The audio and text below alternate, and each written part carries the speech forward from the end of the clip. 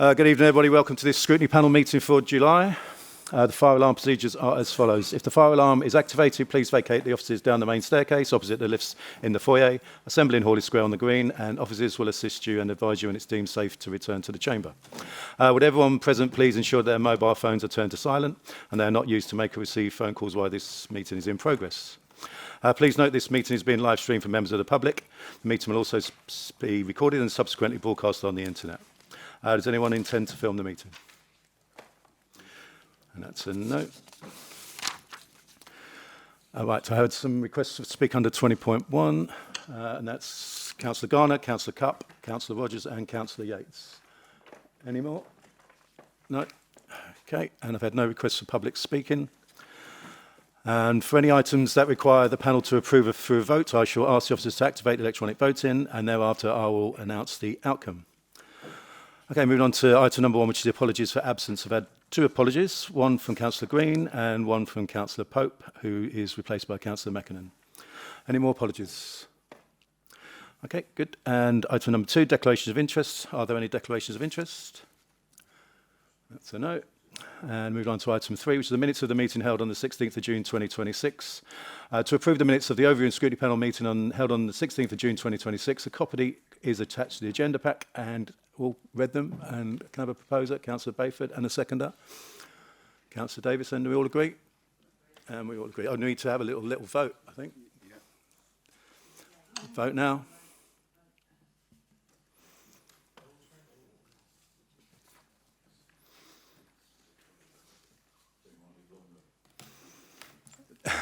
It's under review.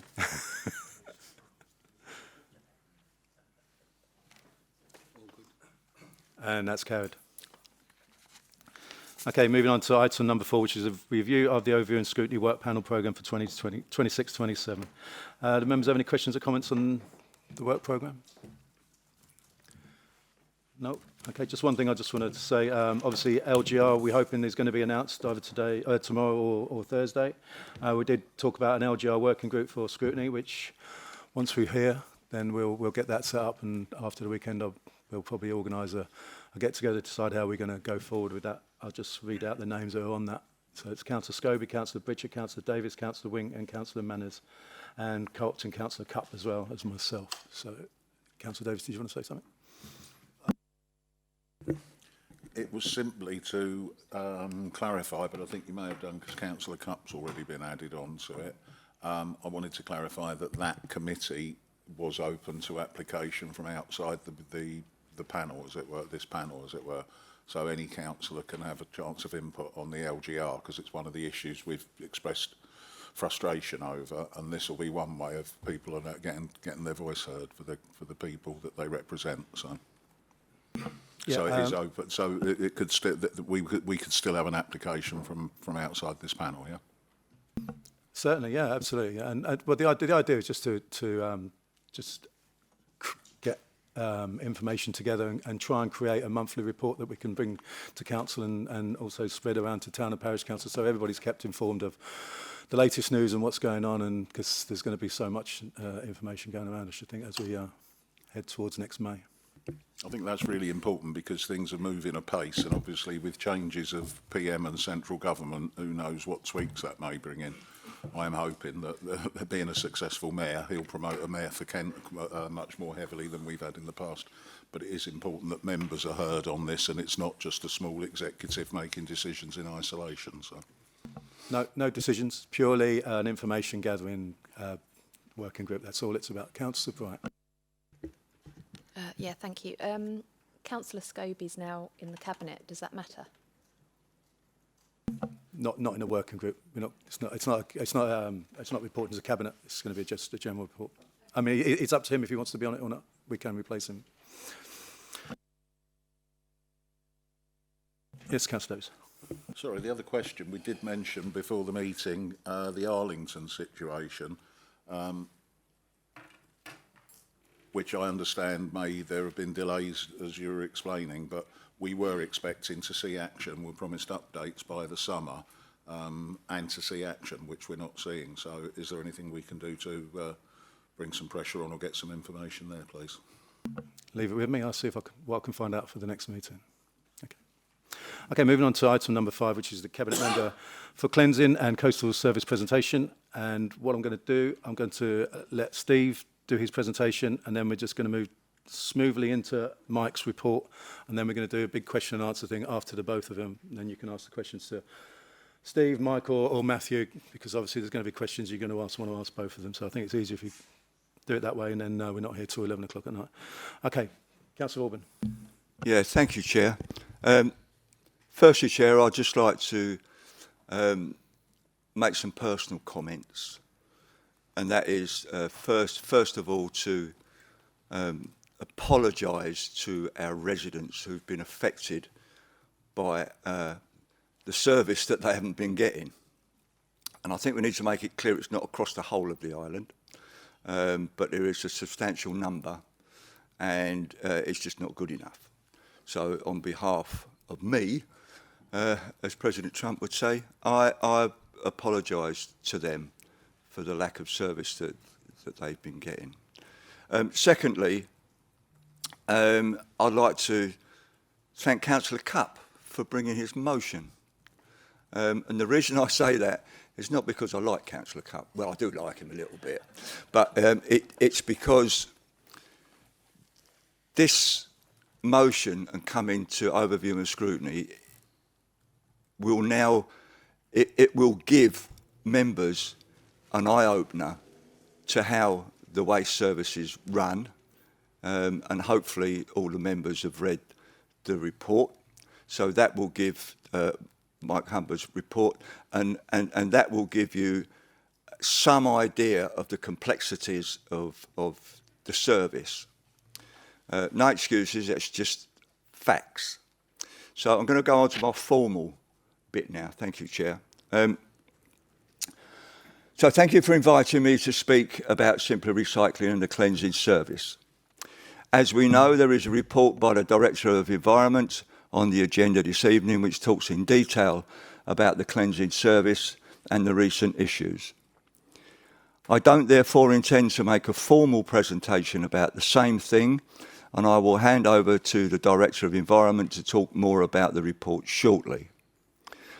Firstly, I would like to be clear that the number of miscollections over the last few months has been unacceptable, as I've just said. Residents have a right to timely collections, and as I've said, I'm sorry that we have been unable to do that for everyone recently. We have made changes for a third of households, so there was bound to be some disruption, but that's not the intended to diminish the issue, and I know that for many of the residents in Thanet, the past few months have been incredibly frustrating. We have seen an unacceptable rise in missed household collections and issues with the public street bins. And I want to start by acknowledging the impact this has had. I know it has affected public confidence in the service, and it has not met the high standards that I expect and that the Council usually achieves. At that point, I would just like to say, if you go back to April, when everything is okay, and then whack, sorry? Yeah, and so there was, sorry, Chair. Anyway, but forget that. I ain't going to bother with that now. Officers have worked hard to resolve the issue that have caused this situation to occur. I can confirm that a number of steps have been agreed, including additional collection vehicles, a review of the rounds and further direct communication with residents on the recent changes. Resources have now been increased to support this crucial service. A full formal review of the service will be carried out to understand if there are further long-term improvements that we can make. And that will be done by an outside body, not internally.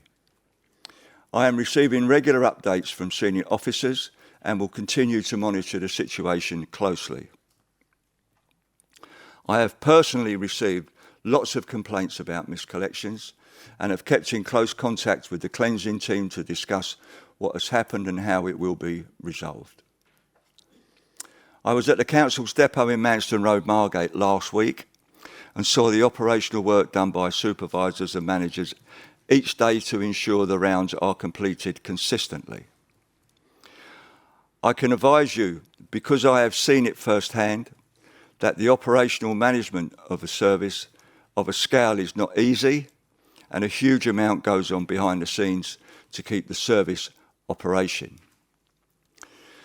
The Director and Head of Service have kept me up to date with the collection issues over the last few months, and work was already progressing to implement a sustainable long-term solution prior to the recent notice of motion.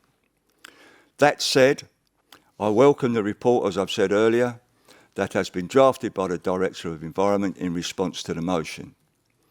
It's a comprehensive document which sets out the issues clearly and what is being done to resolve them. Chair, if that's okay, I will now pass over to Mike Humber, the Director of Environment, to talk more about that report. Thank you.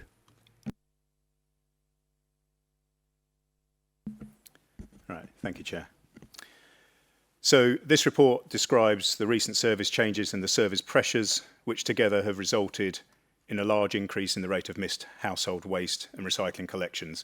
So I've prepared the report in response to the request by the Overview and Scrutiny Panel on the 16th of June. The report responds to the points raised in the motion to Council that came to Council on the 18th of June. So it responds to those things.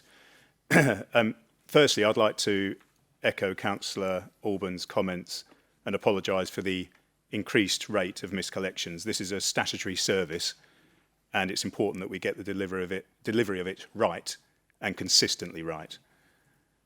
I've included quite a lot of detail in the report on the simpler recycling changes and how the service operates. I've done my best to be as transparent as possible about what has happened recently and some of the challenges that the service faces. The report also explains what we have done and what we are doing to resolve the collection issues in the long term. Cleansing is a large in-house council service. There's over 130 staff.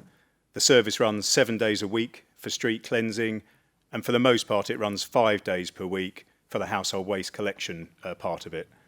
The net budget for the service is £7.1 million this year.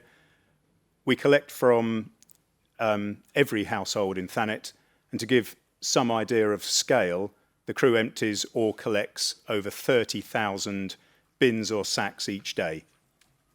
Last year we collected a total of 46,000 tonnes of waste and recycling. It's a service that has to work reliably, and we understand the frustration of residents when it doesn't. If we rewind to late in 2025, our missed collection rate was around 70 per 100,000 collections, or to put that another way, less than 0.1%. While any missed collections are frustrating for the residents concerned, a figure of less than 0.1% is considered to be good in the waste collection industry. However, this year, and particularly since April this year, the missed collection rate has soared far above those figures, and the report talks more about that and about the missed collection rates. So I'd like to spend a few minutes talking about simpler recycling specifically. So in April, we rolled out changes to 27,000 households. So this was a large-scale change which affects 1 in 3 households in Thanet. We were required to make this change as part of the reforms which originated from the Environment Act 2021. The purpose was to standardise collections nationally and to ensure all households have food waste recycling along with recycling for paper, card, glass, plastic and tins. We spent almost a year preparing for this change. A report came to Cabinet in July 2025 seeking approval, including for the required budget to make that change. As part of the planning phase, a communications plan was put in place, along with a plan to deliver all the bins, the food caddies and the clear sacks required to make that service work. There was no one-size-fits-all solution to providing the service to everyone. That's because we've got to cater for roads that may have narrow access, be difficult to get to, houses that have no space outside for bins, and flats with communal bins. So there's a number of variants to the kit and to the covering letters that were delivered. One of the underlying principles of the collection changes is that residents are not being asked to store more waste than before, but instead to separate that waste into the 3 different waste and recycling streams.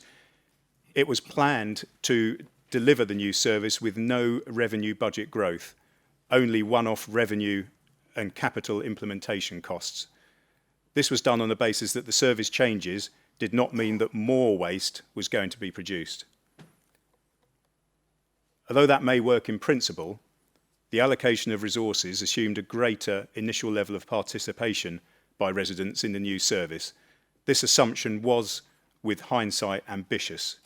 To be clear, this is definitely no criticism of residents. My view is that it is up to the council to engage with residents, to raise awareness and to drive that participation up. It must be remembered that the financial strategy for the council's 26-27 budget, which was set in February this year, talks about severe financial pressures. So it's certainly the right thing to avoid base budget service growth if we can do that. Simpler recycling is based on a fortnightly rotation with refuse one week and then recycling the next with food waste every week. This brings those collections in line with what is already in place across the rest of the district. What we have found is that on refuse week, the volume of waste presented has been far greater than on the recycling weeks. This volume has exceeded the capacity of the 4 vehicles designated to those collections. On recycling weeks, we've also seen quite a lot of refuse being wrongly presented, and this has contributed to the overall issue of uncollected waste. A further issue with the simpler recycling rounds is the routing, which is based on road accessibility and vehicle type, rather than the small and efficient geographical area each day, which the standard rounds are based on. This was the right regime before the recent changes, but it's less efficient now, and we need to review the structure of those rounds. This could mean future collection day changes for residents, but it also offers more efficiency and therefore capacity to make collections occur consistently in the longer term. So a combination of all those factors that I've spoken about have led to the increased number of miscollections that we have seen on simpler recycling, but that is only part of the story. Moving on to the standard rounds, which account for 2 in every 3 households in the district, there have been no recent service changes. This is because these rounds already complied with the simpler recycling reforms, because they already had food and standard recycling. However, for the delivery of these rounds and the simpler recycling rounds too, there is a further factor which I've referred to in the report as service strain. This is the cumulative effect of service pressures that have over time reduced the resilience of the service. So we are collecting from thousands more homes than we were a few years ago. We're also seeing a change in workforce dynamics. While our staff work incredibly hard, often in difficult conditions, we've seen a decline in the uptake of overtime quite recently, which has traditionally been our buffer to ensure rounds are completed when volumes are high or staffing is short. There may be a link with the current intensity of the rounds, and we need to do some further work with our staff on that. Sick leave rates are also still high, and this is something that we are working hard to reduce. Absence rates are generally higher for manual roles than they are for office roles, and rates have reduced slightly this year. Targeted efforts are ongoing and will continue to focus on ways to support our workforce to lower that sickness rate further. Moving on to other factors, we're operating a large fleet of vehicles. This is quite rightly a highly regulated area, and regulation has tended to become tighter as time has passed. Again, that's no bad thing, but it also means that our vehicles are out of service for longer while important tests and servicing takes place. Similarly, we take our responsibilities with driver hours very seriously. Again, it's highly regulated. We can demonstrate robust compliance via a new tachograph system which was introduced last year. The rules around driver breaks are complex and round finishing times have become slightly later since the new system was introduced, so this may have inadvertently contributed to that service strain issue. We've had a surge in the number of residents presenting food waste this year, so that's good news, and it follows a successful campaign in March to promote the use of the food waste service. However, it also takes time to collect the additional caddies, which again adds to the workload for the crew. The report talks in much more detail about all of these factors, and taken in isolation, none of them would have a major impact on the service, but their combined impact and the introduction of the new simpler recycling service has ultimately resulted in the issues that we have seen recently. I also want to briefly mention public bins. During the hot weather over the Whitsun Bank holiday, we saw a huge number of residents and visitors come to enjoy the beaches and some large events in Margate and Ramsgate. While our teams cleared nearly 50 tonnes of waste over that weekend, they were hampered by the amount of road traffic which slowed the progress of the cruise. At times we simply couldn't keep pace with the volume of litter. We have since adjusted our working rota to incorporate a staggered start and finish time for the cruise, and we have not had a repeat of those issues since then. So in terms of where do we go from here, what do we do now? Well, the report sets out that a review will be undertaken to analyse the operation of the whole service and identify areas for improvement. We're also doing a route optimisation exercise to see what could be gained from making those simpler recycling routes geographically focused rather than access focused. However, all that takes time and improvement is needed now, so we can't wait for the outcome of a review, even if it's started swiftly. Therefore, we've already deployed temporary measures to address the capacity issue created by that service strain issue that I explained. As of last week, we've introduced an additional standard refuse round served by a 26-tonne vehicle, and from the beginning of July, an additional 7.5-tonne food waste collection round was introduced. Both of these are on a temporary 6-month basis. This has been done to provide the immediate breathing room we need to catch up, reduce the pressure on working hours, and help us manage the imbalance of waste that's being presented. Last week was the first full week following the deployment of those additional crews and vehicles. As a result, the collection rate has increased substantially and is now over 95%, but there is still work to do. Adding new resources also means changing existing rounds, and it takes time for those operational changes to bed in. The cleansing team is working hard to make sure that happens so that we can bring the collection rate back up to above 99%. We're also planning a new direct engagement campaign with residents for August, focusing on door-to-door interaction to address participation in some areas of the district, because we know that leaflets and letters alone are not always effective. We will also be sending more written communication to all of the 27,000 residents who receive the simpler recycling service.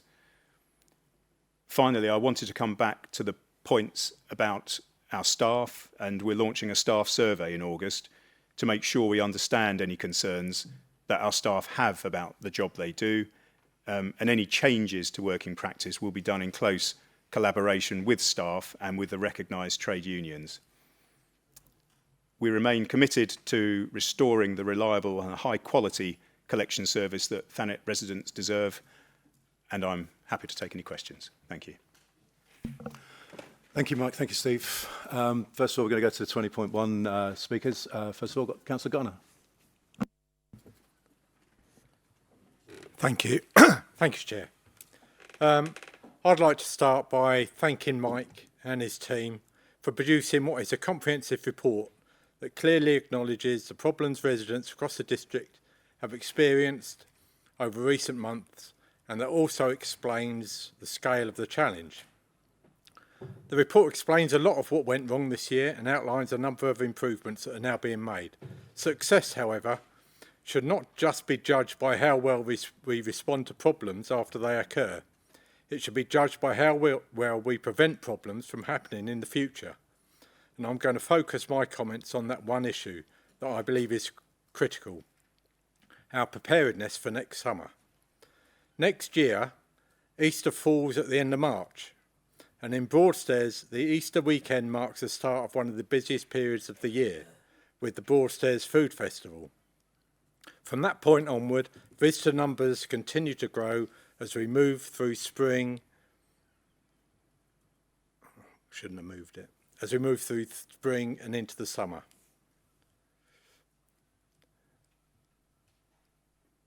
Sorry. None of this will be unexpected. These are dates that are already in the diary. The report recognises that staffing rotas have been adjusted, that additional resources have been introduced, and that a full service review is planned. Those are all positive steps. But a key question for the Cabinet to address is this: when will the improvements out of the review be completed? By the time Easter arrives, residents and businesses should already be seeing a service that is working reliably. And beach bins, public bins and seasonal cleansing arrangements should already have been planned and resourced. Businesses in our coastal towns rely on our visitor economy. They should not have to worry about overflowing bins or missed collections during one of the busiest periods of the year, nor should residents have to report the same problems that we've seen over the past 2 summers. Preparedness also means working in partnership. I would like to see Thanet District Council working alongside the Town Council well before the season begins. In Broadstairs, we all share the same objective, presenting the town at its best for residents, businesses and visitors, and it's the same across the rest of the district. I would therefore ask Cabinet to engage proactively with all town and parish councils over the coming months. We know our communities, our events calendar and the local pressure that accompany them. By planning together, we can identify hotspots, agree priorities, coordinate communications and ensure that the right resources are in the right place before visitors arrive, not after problems have developed.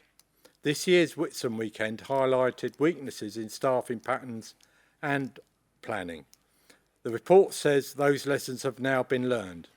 We now need Cabinet to ensure those lessons are embedded into planning for next year.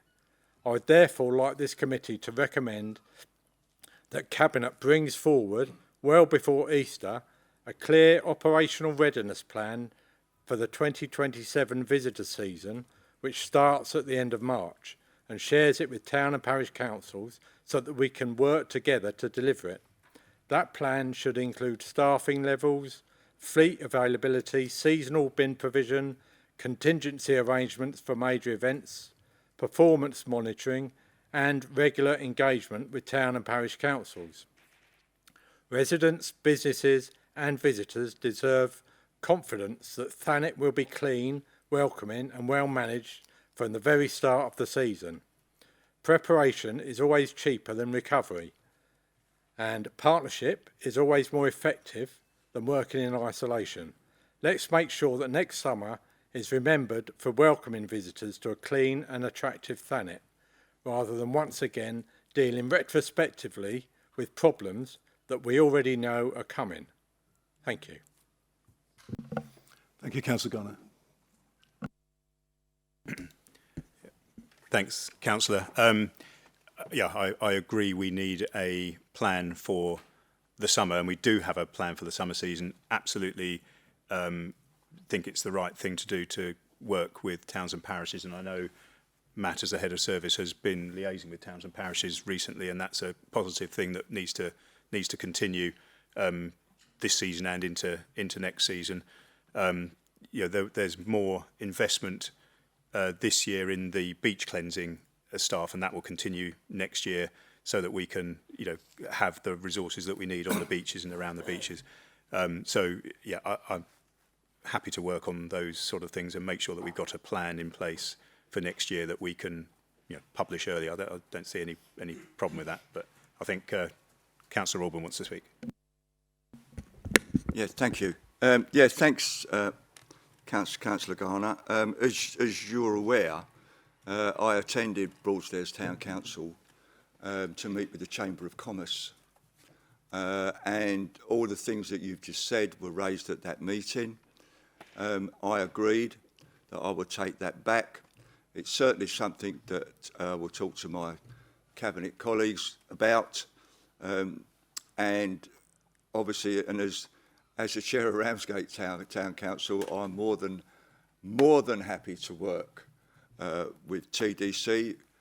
RTC has done a lot of work over the summer to helping out TDC in various different ways, and I'm sure that's the type of thing that we should be doing next year. So I am more than happy to take maybe not everything that you've said on board, but I will certainly take some of the things on board and raise that with Cabinet. Thank you. Can I just pick up on one point, Councillor Albert? Before it all went a bit wild, you were due to come to Scrutiny anyway to do a presentation, I think it was back in May or June, to talk about our preparedness for the summer season. Yeah.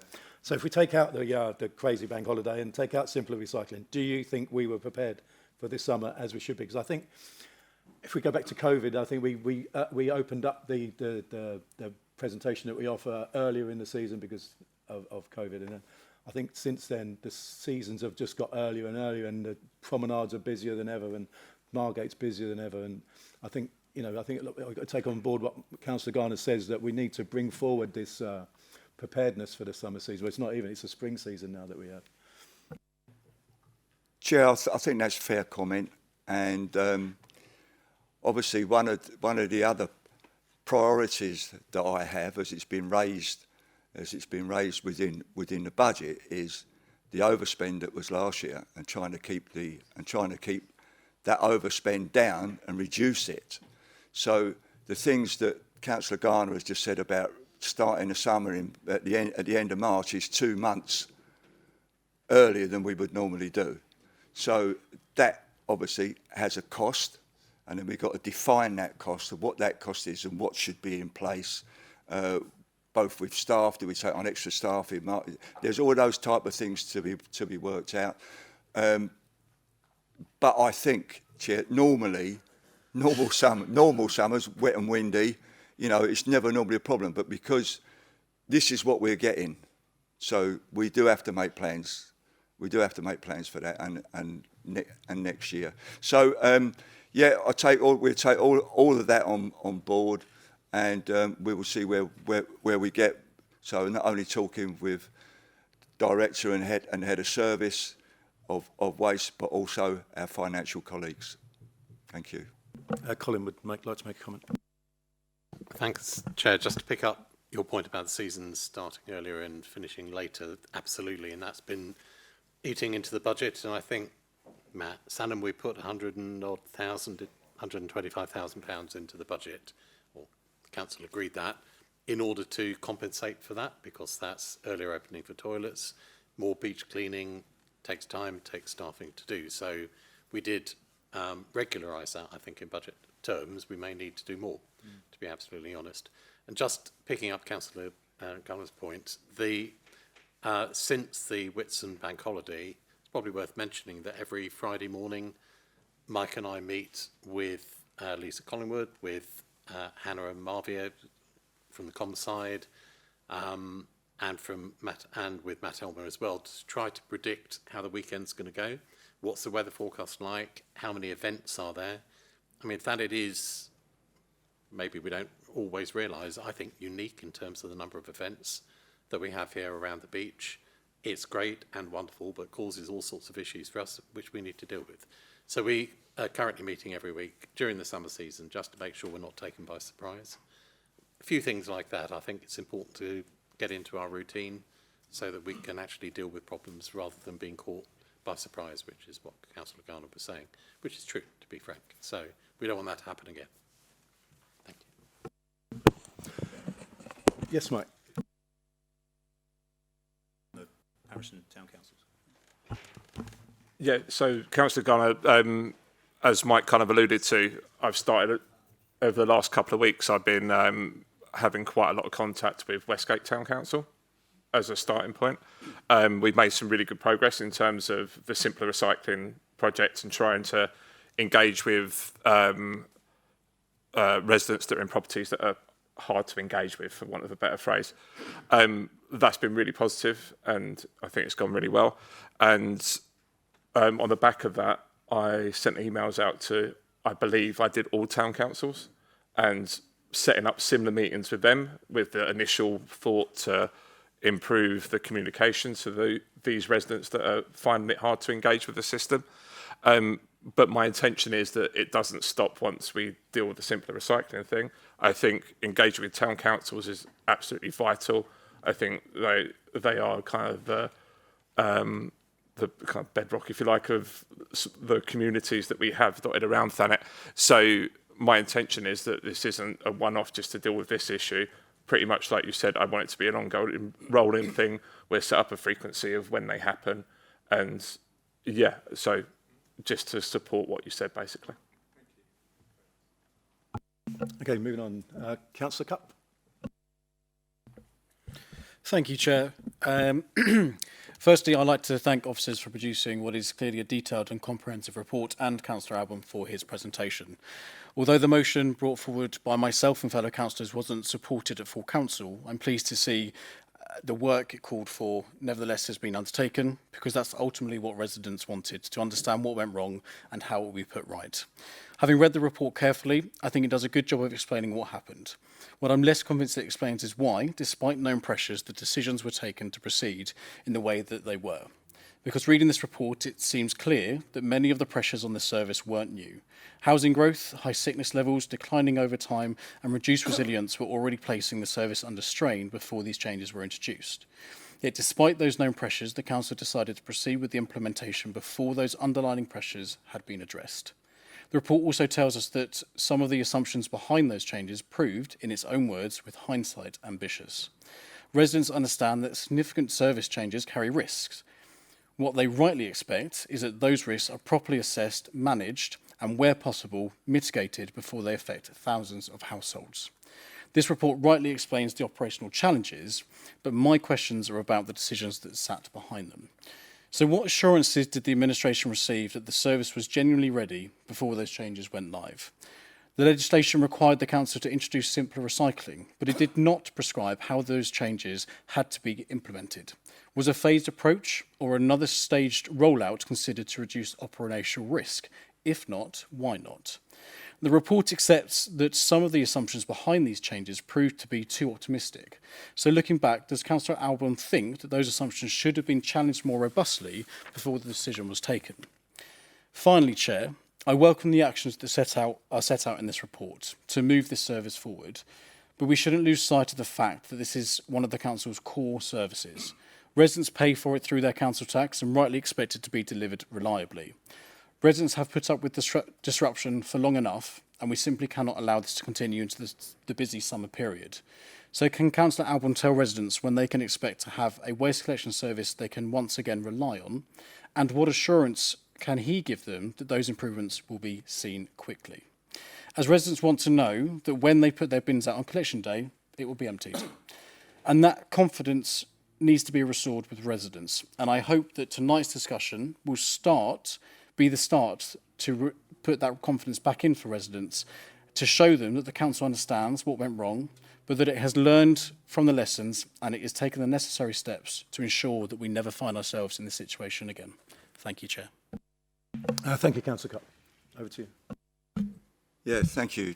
Thanks, Councillor Cupp. I think what's important for members is to understand that as a cabinet member, you don't get involved in operational duties. Right?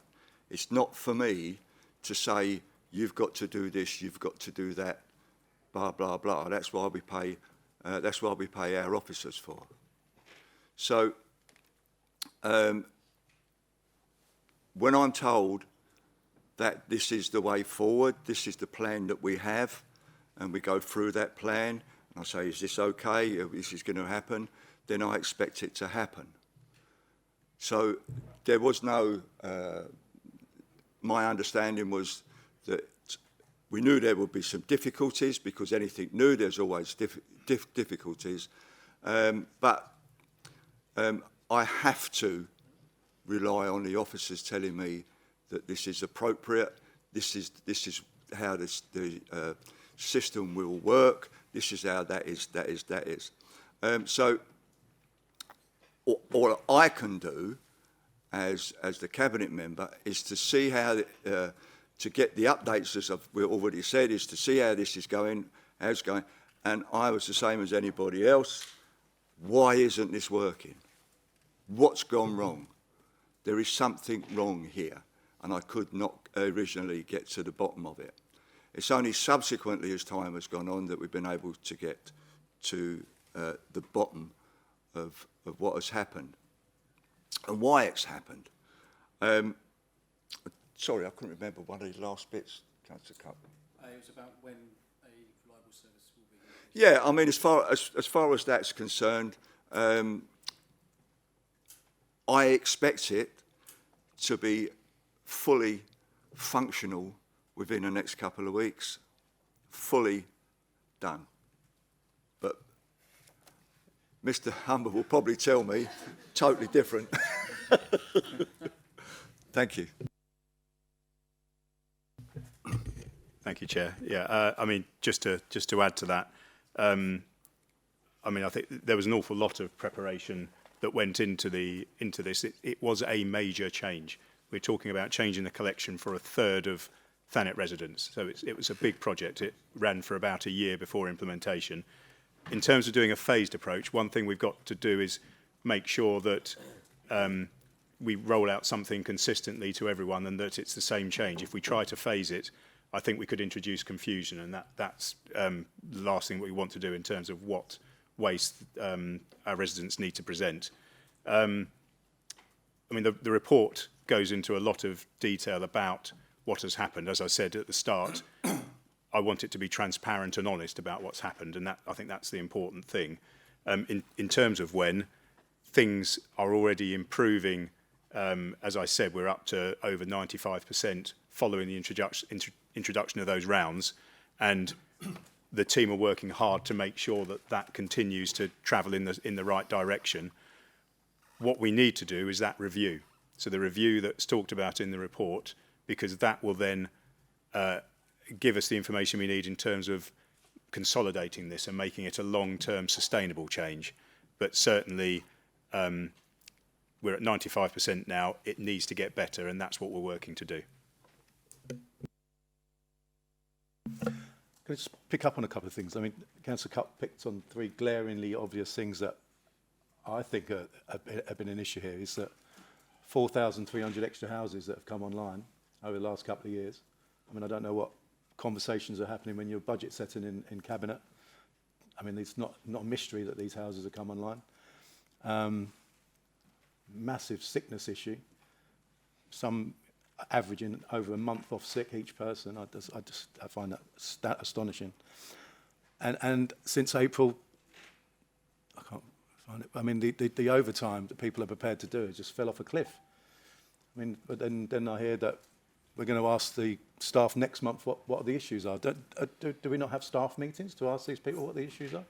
Do we not all get together with the bin men and say, why aren't you doing any overtime? Or we have to wait to do a survey in a month's time to find out what these problems are? I just find it all a bit odd when you say we were prepared as we are, but these three things have been happening for some time, and I don't know. I'll move on. Do you want to come back on me, sir? Thank you. I mean, yeah, I understand the points you're making, Chair. I mean, yes, the extra houses have built up incrementally. What we're trying to do, of course, is run an efficient service and run a service without introducing growth that's not necessary.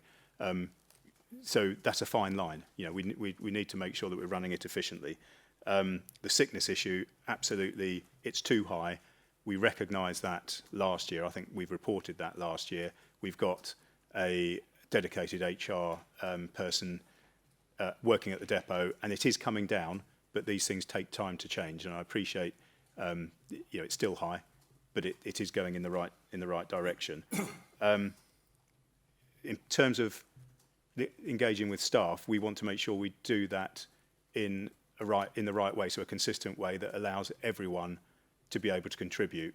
So yes, we have meetings with staff representatives and with union, you know, reps.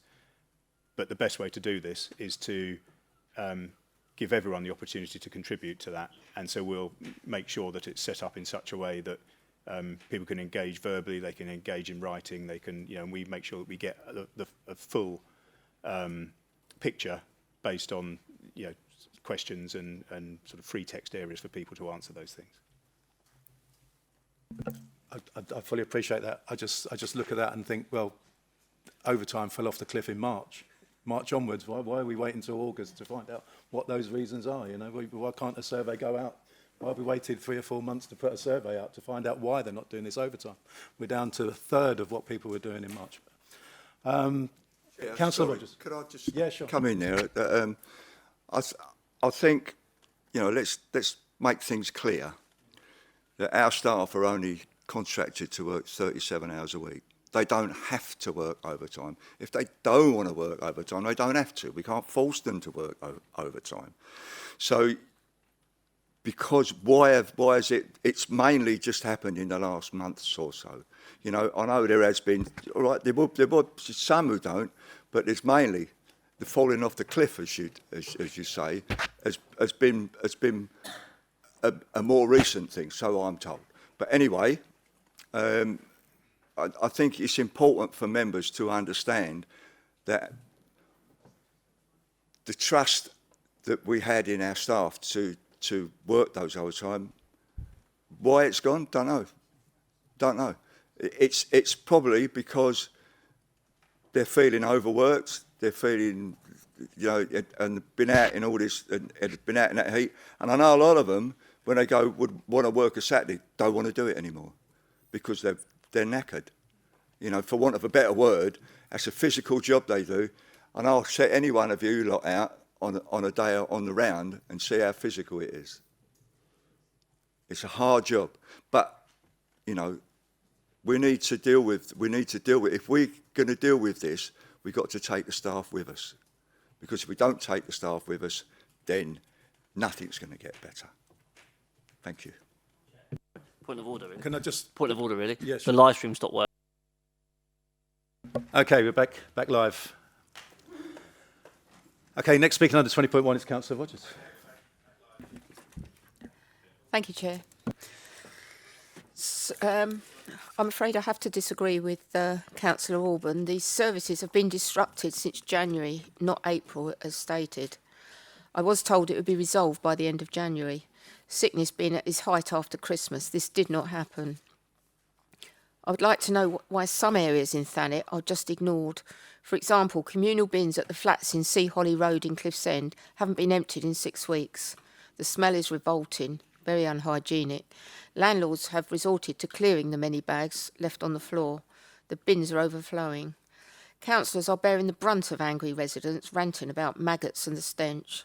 There are pockets of Thanet experiencing the same problems. With so many extra properties, we obviously don't have enough operators or vehicles. I understand the pressures, but we need this addressing. Thank you.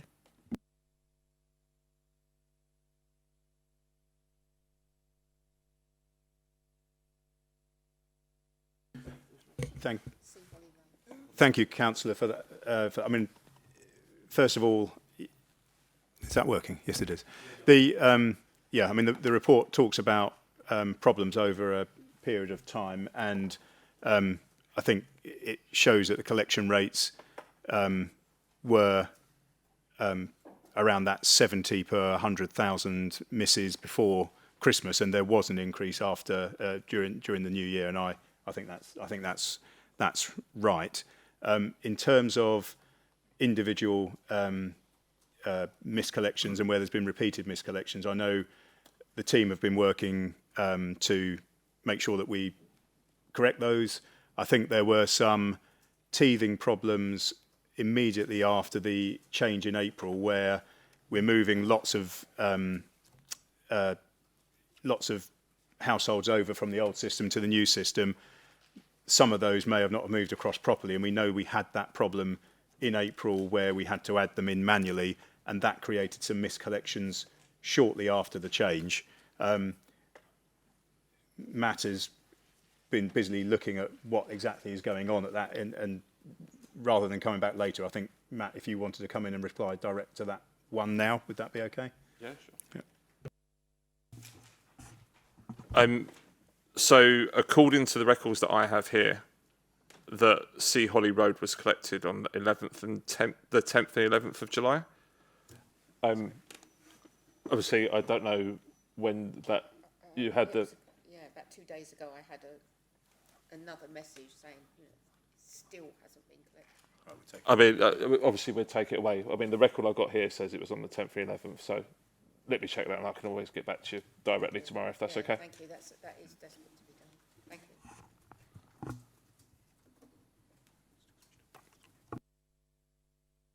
Okay, thank you, Matt. Moving on to the next speaker, it's Councillor Yates. Thank you, Chair. So, first of all, thanks for the report. It's good the recycling rate has gone up to 40%. The key kind of worrying statistic from the report that jumps out is that we've gone from 652 missed bin collection reports by customer service in January this year to 1,853 in June, so nearly a threefold increase. I've just got 4 questions and a suggestion. So the first question is just about, Mike mentioned that we're now looking at about 98%. So the report says for June that we were at 81%. So I presume 98 is from like the 1st to the 14th of July, which we're now in. Or I might have misheard, but 95 we're at now. Okay, that answers that. So we're at 95 now. That's good. Second point's just about the waste collection trucks. I ask about that because we're down on Margate Seafront today, and there's a lot of oil stains all along the Margate Seafront, particularly where the bins are being collected. So, is it possible we can look into power washing the seafront where that's happened and check the trucks are not leaking oil? That's the second question. Third one's just from a Cliftonville resident who's reached out to me just yesterday to say they've noticed that their recycling, the staff came with a empty black bin, a wheelie bin, and put both recycling bags, the red and the blue, into that and put it in the back of the lorry. So they seem to suggest that some of the recycling is actually going to general waste. So is that happening? Just some clarity on that, because if that is happening, it's a bit concerning, and it'd be nice to see that not happening. And yeah, but I'm not an expert on that. Fourth question, just on. So yeah, I think the report highlights correctly that working hours seems to be the big issue. So when will the new route optimization be finished? Because it seems unfair that we're existing currently on a scheme which relies on overtime, which isn't a contractual obligation. And you can understand staff saying, no, we don't want to do that. And then the cost of using contractors in that period is probably not good for the council either. So, yeah, what's the timescales on that route optimization being finished? Presumably, do we then need to consult the public about new routes? So what's the kind of, when could we start those new routes? And just the final point, which is a suggestion really. So I've had lots of residents show me detritus following bin collections on their streets. So I've gone on the TDC website and I'm looking to see how do you actually report detritus following a bin collection. And it's not really very clear. You can report a missed bin or you can report litter bin problems. And the phrasing is report a damaged, overflowing or missing public litter bin to street cleansing team. But there's no report detritus on the streets. So is that something we can could consider for our website, because I think that's some useful information where we could upload photos, you could link it to certain addresses, and that could be a useful way to provide more data in the future about our bin collection and the public perception around it as well. Thank you.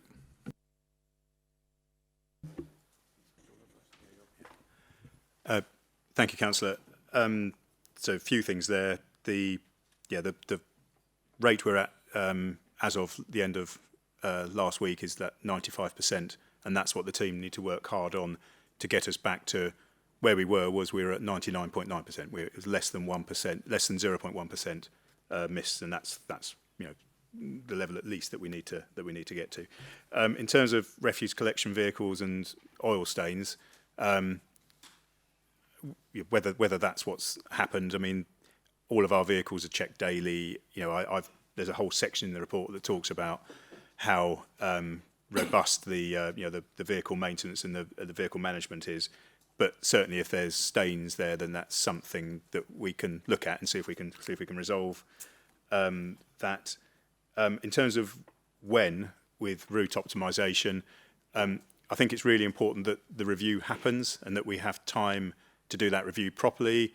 It will have recommendations, and then there will be implications of those. I would think in terms of things might cost money, and we'll need to consider how to deal with those things. So I don't want to give a timescale other than to say it's important that we do it quickly, and we are working to do that quickly. So the route optimisation, and then if there are round collection day changes, it's important that we have a good communication plan around that, because that's a big deal for residents. If we're changing the day, and we need to make sure that everyone gets that message. So yeah, there'll be some work involved in that. And I think, Matt, you were going to talk about the black bin and the waste. Is that okay? Without knowing the exact street of where it was, quite possible it could have been a simpler recycling street, a street that is on the simpler recycling scheme, in which they're more than entitled to have used their old bins. All that recycling waste, if it comes from I think you said a red and a blue, so it's two different types of recycling. So that would all go into a commingled mix anyway. So it wasn't contaminated. Okay, if you want to give me the exact street, I can check it out. But yeah, I'll send you the street. Yeah, sure. But yeah, the likelihood is that it would all gone into the same mix anyway. So that's fine. Just sorry, Chair, but if that is happening, it might be useful to do some comms on that, considering I think I'm probably not the only one getting residents contact me about that. But okay, I think there is some comms around that out there, but again, happy to reiterate that. The last question was just on the suggestion of how to report detritus on the streets. Okay. Yeah. So residents can report via the website. There is a general reporting an issue. Let's take that away, and we'll look at if there's anything we can do that's more so it's more specific to that. But certainly, residents, if you go to the website and to the reporting page, you're able to fill in a form to report an issue. As I say, I'll have a look at it and see if we can do something more. Thanks. Okay, members, I presume everybody's going to want to speak. So I think I don't know who's got their hand up first. So I'm going to start at the back, and then we'll work our way down. So I'm going to go to Councillor Crittenden first. Oh, thank you. I was just rewriting my notes into some semblance of order. Firstly, just to say thank you for such an honest acknowledgement of the problems.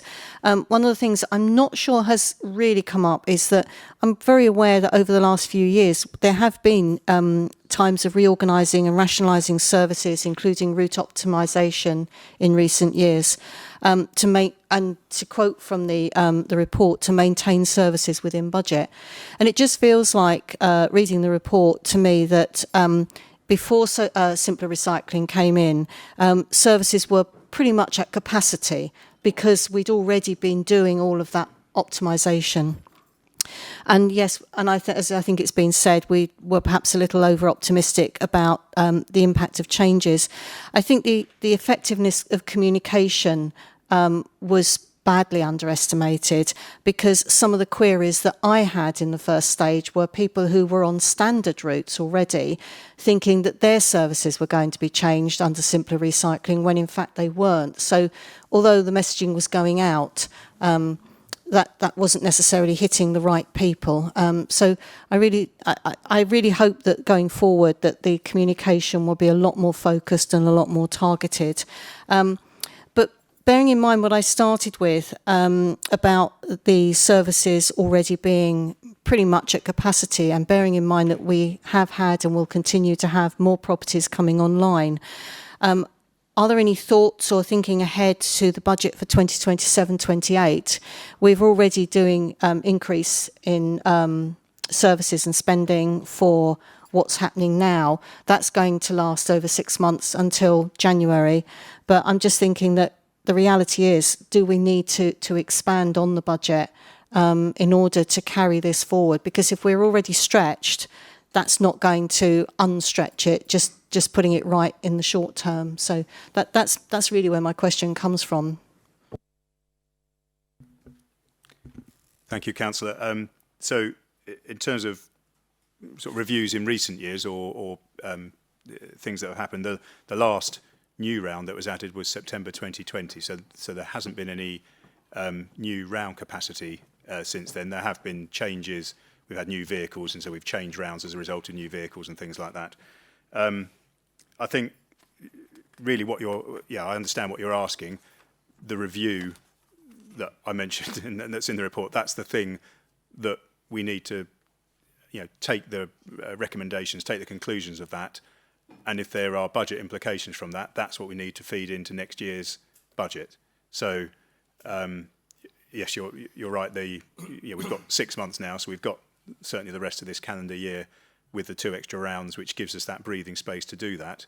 But I want to do that review as quickly as we practically can, so that we can then, if there are budget implications, we can consider how to deal with those before the next financial year.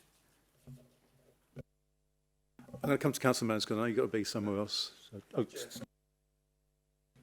Yeah, thank you, Chair. Just to answer as well the budget issue that Councillor Crittenden raised, I think for us to be able to, or for me to go through the process of trying to get the budget extended considerably past what we've had for this year, members who would have to take that things will have to go elsewhere because we won't have that money. So that's the difficulty that we would have to deal with. My own view, of course, is that we've seen,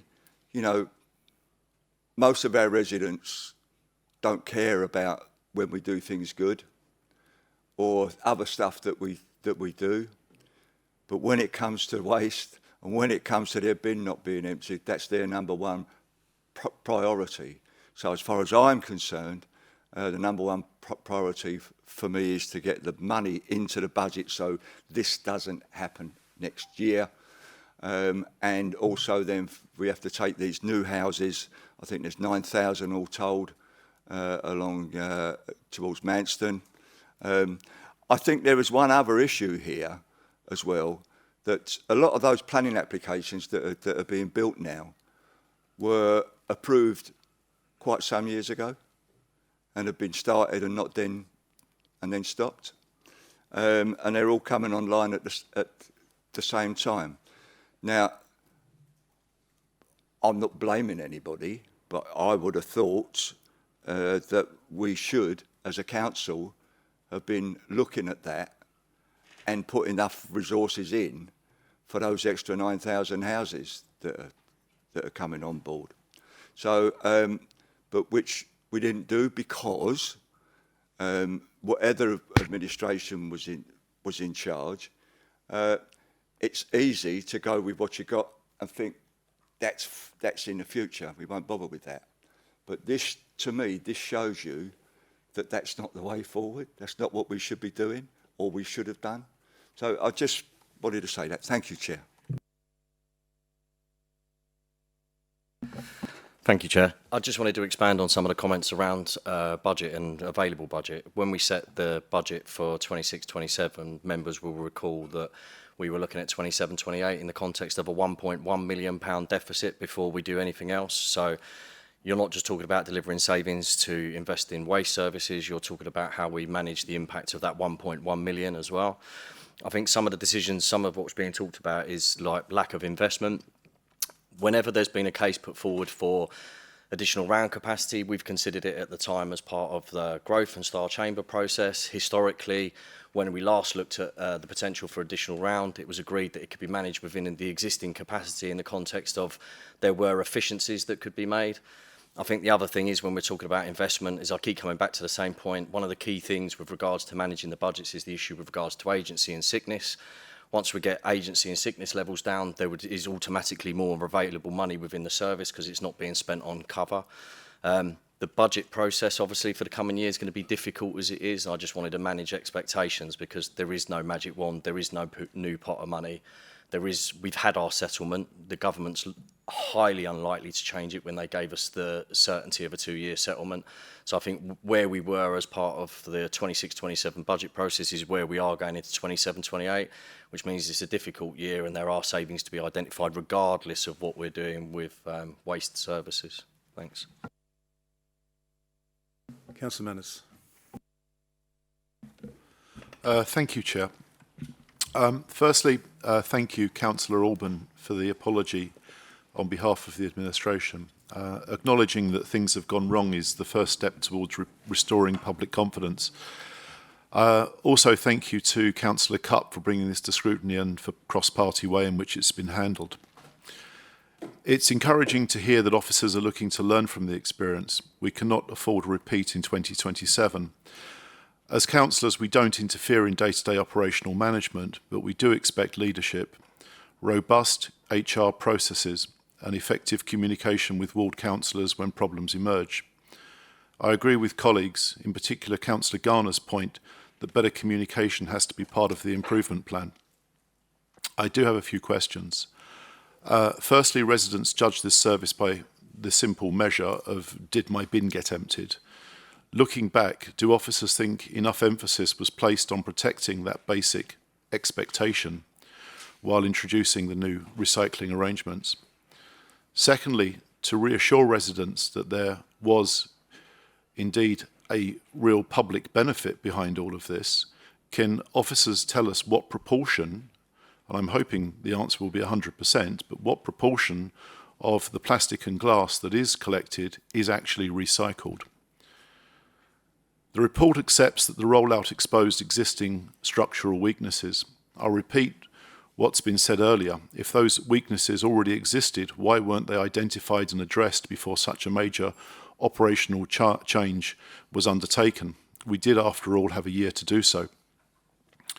I understand that government required simpler recycling, but did Thanet simply accept Whitehall's direction, or did we challenge whether it was realistically deliverable with the resources at hand? We had around a year to prepare.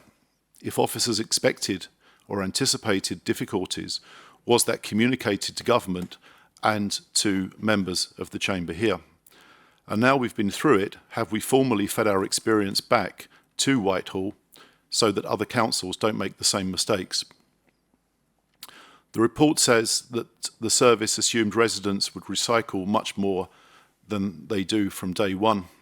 Was that assumption based on evidence of residents' appetite for recycling, or was it simply an expectation? Was there a formal implementation risk assessment? I'd hope, given the council's insatiable appetite for risk assessments when dealing with the wider public, that the risk of widespread missed collections would be identified, and I'd ask what contingency plans, if so, what contingency plans were in place if those risks materialised. The report also tells us we've added 4,300 homes since 2020 with no additional collection rounds. We were clearly operating close to capacity before simpler recycling came along. From the outside, it feels like trying to install the latest software on ageing computer hardware. Was the real issue that the recycling scheme itself, or that we were asking an already stretched service to do something it simply didn't have the resource to deliver? Any problem can be solved by showering enough money at it, and more money is always welcome, and this should be another reminder that we have a fundamental problem with Thanet's visitor economy with regard to our public bins, and that's that many visitors contribute nothing to our finances. In fact, they're an overhead that requires lifeguarding, security, and of course most visibly, waste collection. It remains for the Council to tackle this wider challenge. I'm pleased recycling rates have improved, but was there any discussion beforehand about how much disruption residents would actually tolerate in pursuit of those improvements? Sometimes the public simply want the basics done well. The question I would ask was the balance between recycling targets and delivering reliable waste collection judged correctly? Thank you.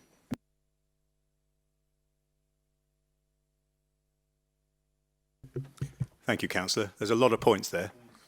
So, that might be easier, but I'll try and just cover some of them that I've jotted down. I mean, obviously the objective was to deliver this successfully. I mean, in terms of the emphasis put on rolling this out successfully, of course, that was the plan. We followed a project management process. We started about a year before the implementation. There was a cabinet report last year that set out what was required. This is a directive from the Environment Act, so this is something that we're obliged to do. You know, we have a statutory duty to collect waste. The government, through legislation, tell us how they want us to do that, and this is a change to that. So we didn't challenge the government on that because that's not the way it works. Legislation came down and we are required to do that. We're required to comply with that. So that was what we tried to do.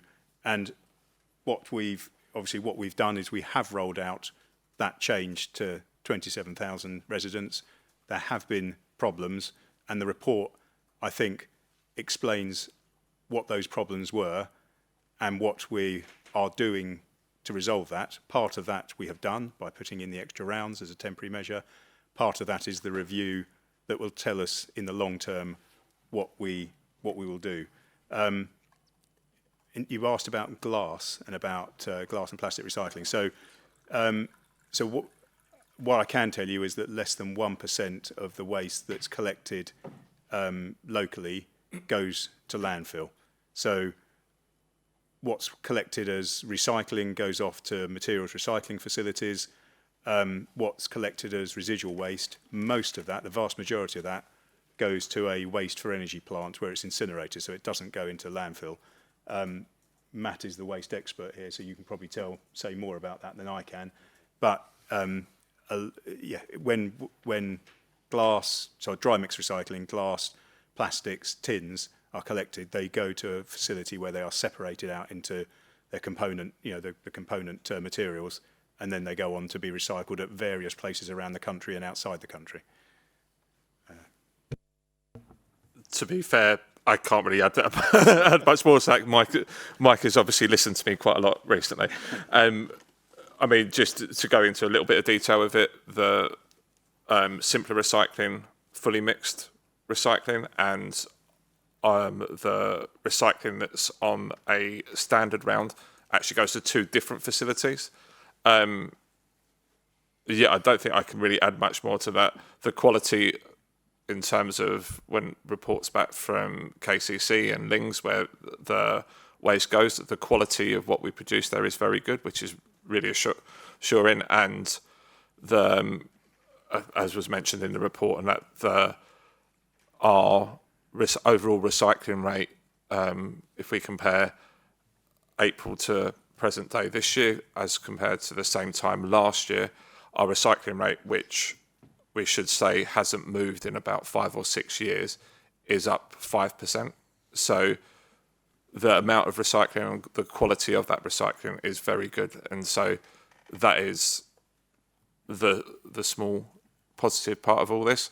And as has been said many times at the moment, the issues that residents have faced is terrible and it's not acceptable, and we need to improve that. And as we have said, last week when we added the additional rounds in, we saw a massive increase in the completion percentage. And again, I'm only reiterating what's already been said. I totally appreciate that. But it's now for me and my team to improve upon that and get it back to where it was. And then we have the service that the residents deserve and an increased recycling rate, which is good for everyone. Right. Yeah, if you want to come back quickly, I think you need to go there, do you? Yeah, very quickly. Thank you for that. It's good to know that all of the recycling, if I put a plastic bottle in the blue bin, I think it is, that it's going to come back as another bottle eventually, or as something. It's not just going to go to landfill. I think that communication with the public might be helpful on that. It might help increase participation if they had faith that that was actually happening. I think there has been some adverse publicity elsewhere that recycling was just being dumped into landfill. So I think some reassurance there would help us. And can I just be? I mean, are we sure that we're not just gold plating the diktats that are coming down from government on the simpler recycling? I mean, were we able to? You know, there's compliance and then there's blind obeisance, and have we basically? You know, I just don't want to overstep the mark by going above and beyond what's required from a statutory point of view. Because obviously we don't have the funds to do so. So I think that maybe that's a consideration to look at what we need to do and what we would like to do. They're not necessarily the same things.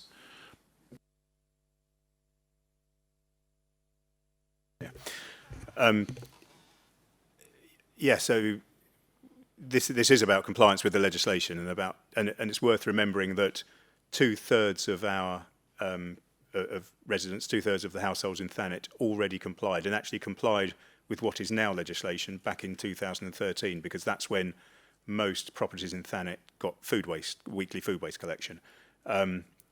So this is about bringing the same standard to that remaining third, so that everyone has that consistency, that everyone is able to recycle at the curbside. You know, the government's objectives of that are about making it standard nationally, so everyone has a similar recycling service nationally, and of course about increasing recycling rates, which is important. I mean, it's nationally important, it's globally important. So that's what this is about. And as Matt has said, just in the first few months, that is one thing that is really good. It's gone up by nearly 5%, and that is a step change compared with the last 5, 6, 7, 8 years where we've sat around the 34, 35% mark. That sort of movement would have been impossible without this change. Okay, moving on at the back. Councillor Pitcher. You didn't want to speak now? I'm a bit confused around the comms as well, because I live on a street. Most people know where I live. And the streets around me already had recycling, so we had a weekly seagull bag collection for our household waste, and then one week we had paper and card, and the next week we had glass and jars. So, we didn't have food waste, although there was an option for food waste, but we'd never got the boxes delivered, and there was never a service turned up, so people stopped putting food waste out. So I think the magic reduction in supply, in the recycling from most of the streets around me didn't appear. So there was still the same amount of household waste because most people were already recycling. So that's just my confusion on comms, because I think we're like a third option, if you like. But my overall feeling of the report is it's honest. It's a true reflection of what's happening, really. So I thank the officers for that. And we have to give Matt a pat on the back, because until Matt arrived, there was never any conversation about our pathetic recycling rates. And I remember the first Ramsgate litter forum that you attended, you were quite honest and open about how pathetic they were and how you wanted to change that. And we were really refreshed to hear that, because perhaps previous regimes would try and wash over that. So that was really refreshing for us. The report, it does describe well the present situation and the ways forward. I don't think what it does describe is the lived experience for residents and indeed councillors. And it's been, and especially Ramsgate and Cliff's End, now appear to be disproportionately impacted, because obviously the crews are falling behind, and by the time they get to Thursday and Friday, they're well behind. My experience on my street and around me is I've only had 1 week last week, so I'm hoping the changes have worked when the system has worked. I've had to leave my seagull bag out for 5 days on a piece of pavement which isn't wide enough for my seagull bag and somebody in a wheelchair or a pushchair. So it's created anxiety. On a Friday, I have anxiety about my seagull bag being left out and blocking the passage for other people. And similarly, roads around me have experienced similar things. And we need to put this in the context of our annual resident surveys. I think our waste and recycling is the most important statutory responsibility we have, and it's backed up by our resident surveys, which we seem to ignore every year, and their priorities are street cleanliness, support for town centres, feeling safe and waste collections. They come up as the top things that our residents constantly have concerns about in the surveys we do all the time. Clearly, the service needs expanding. And I'm pleased that our staff are central to that, because some of us have taken note of our crews when they're coming out, and they look absolutely shell-shocked and exhausted. And I believe they've also had a degree of anger from some residents as well. So we're putting those frontline staff in a very difficult situation. I think it's possibly one of the hardest jobs anybody can do. And like Councillor Alban, you know, I don't think any of us would survive the heat or the really shocking winter conditions. You know, you can't work from home if you've got a slight headache or you've twisted your ankle. You're not going to be able to do that. So I think comparing sickness levels amongst our crew to office-based workers is not necessarily a fair thing, but I do agree that we need to bring them down. Point 35, resolving the, and it's about the redistribution of the rounds. So we actually note in the report that really what we probably needed to do was dismantle all the rounds and rethink again. And it's interesting because a local builder who has a wheelie bin and a drive said to me, I don't know why the council are not prioritising the areas with seagull bags and flats, because they're the ones that, if they're missed, are blighting our communities the most. She says, if my wheelie bin isn't collected, it can sit on the edge of my property for 4 days and won't hinder anybody. Seagulls can't get in my bins. Whereas we've got areas, flats with large communal bins that are outside, and my seagull bag on the street and my clear bag that is going to be accessed by vermin, foxes and seagulls. So I'm really glad we're looking at maybe dismantling the whole project and trying to prioritise the key areas, the problematic areas. So they would be streets that are difficult to access. They would be high density areas with flats where you've got a build-up of large amounts of waste in small areas, and also areas with seagull bags. And I definitely think if we can get those cleared efficiently, then we're going to solve a lot of the problems we're seeing. Missed collections are resulting in a build-up of waste at households, on the street and at high density locations. This is something that the government states it doesn't want to see happen as a consequence of simpler recycling in the guidance that it's put out. It says that we need to monitor those situations. So what are we doing to monitor those situations, and what are we doing to address those situations? I know we've had a massive increase in particularly food waste being dumped in street bins, because what do you do if your food waste bin hasn't been collected for 3 weeks and is full of maggots? The only place you can put it is to triple bag it and take it to a street bin and hope that that gets. So I know some of our residents are doing things they shouldn't do, but they're sort of being forced into that situation. And we should be asking the street bin guys, is there an increase in household waste being put in those bins? And I think we can safely say yes, there is. I really welcome the increase in recycling rates, and let's hope that the trend is upwards. But I do think, as a consequence of introducing this service, there's been some really serious negative impacts. So obviously waste and recycling left on streets for days. My record was 6 days, I think, on my street. An increase in fly tipping in street bins, and also bags dumped in places that they shouldn't be dumped. A build-up of waste in high-density areas, flats. I've got flats that now their fire access is now problematic because their waste is building up in the only area they've got to put them. So there's obvious health and safety issues. It's blighting our communities. So we had waste on the high street. Businesses are trying to run their businesses. There was even a dead seagull by one bag on Queen Street. And also recycling fatigue. So the number of residents that have just told me, I go to the tip now once a week and take my stuff. Or I've given up with my food waste because they've never arrived. We've got streets that are not on the system. I've been encouraging some of those to bring their food waste to put it outside mine, because my food waste has been good, but leaves some in your bin because we have to get the crews used to those streets. So it would be useful for ward councillors to have some of those routes, because I think we know or understand where there are roads. For example, Paragon Place sits behind Paragon. There's 3 properties that have their front doors on that back alley, only 3, and they are constantly being missed. So there's little streets like that, part of the bottom part of Hereford where there's Melrose Cottages.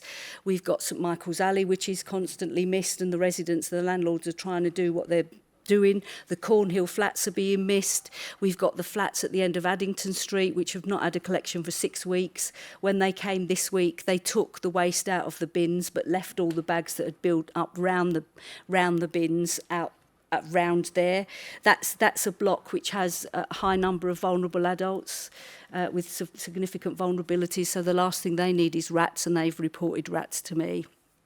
I also think we need to look at there's lower health and well-being. When our towns and our streets are covered in rubbish, we all feel less happy. I mean, there were days when I didn't really want to go out because I know I'd be faced with some rubbish somewhere that I'd feel the need to collect. So we mustn't underestimate the impact on the health and well-being of the people, of our residents, when they live in communities blighted by waste. I also want to bring up the EPR funding. It is intended to be used by the council to deliver uniform collections, expand services, reimburse net efficient costs. So although it doesn't specifically say it's ring-fenced, it should be spent on certain things. And clearly, our service does need to be expanded. I think I worked out it was just over 4%, the additional housing alone, 4.41%. Has our service expanded above inflation in terms of delivering to those new houses that are coming online? It's also linked to targets. I mean, it's managed, it may well be managed by, I think it's UK PAC or Group UK, and we should have set targets. So I'd like to know, what were our targets? What were our targets for this year? What are our targets for next year? And can you tell us what the 1.3 million was spent on last year and what it's going to be spent on this year? Because it's obvious from this report that we need to do something to expand the service and resource it in a way which means our residents' rubbish is removed in an efficient way and not blighting our communities. I don't need that answer now, but yeah, I think we need a bit more information about what our targets were. I also think we need to make those targets public to the residents. I'm quite competitive, so if you tell me we've got to get to 50% recycling, I'm sort of in there trying to help out. And I think residents might respond to, we need to do this as a community. That's it. So I'm just making points, but I think if we can move forward with the changes, we should see an improvement.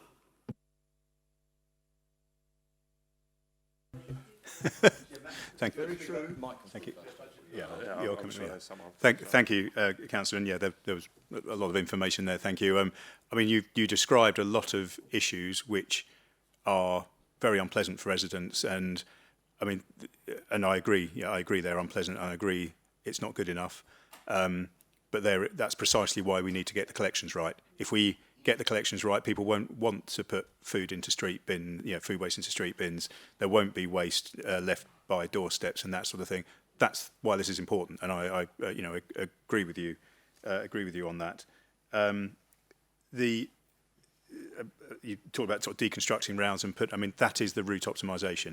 It doesn't mean that everything gets deconstructed and put back together, but it means that we test it to make sure it's efficient, and where it isn't, we might want to make changes. Inevitably, that means that we might need to change collection days for people, which is why it needs to be done carefully and with good, good communication. But that's what that means. You asked about EPR payments. I think there is some information in the report in Table 11 about sort of growth or about costs. But Matt, do you want to come in on that? Yeah. So Yeah, it is on. So from an EPR perspective, it isn't ring-fenced. Legislatively, there was no legal ring-fencing attached to it. Local authorities receive this money as part of their core funding allocations.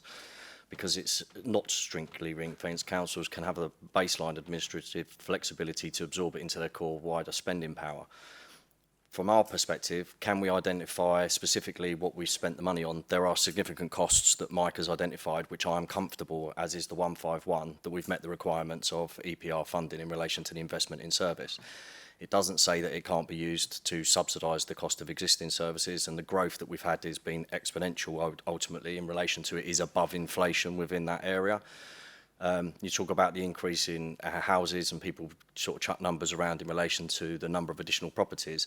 The actual increase in the tax base from TDC's perspective, so regardless of what number of properties you're seeing being built, the actual impact on the tax base is the bit that we're interested in primarily. The actual growth in tax base last year was 0.91%, which was £122,000 in the context of a gap between external funding and core growth of 600,000. So there isn't automatically, as a result of house building, capacity to invest in the two things are, they're completely separated. Local authority funding is never that simple.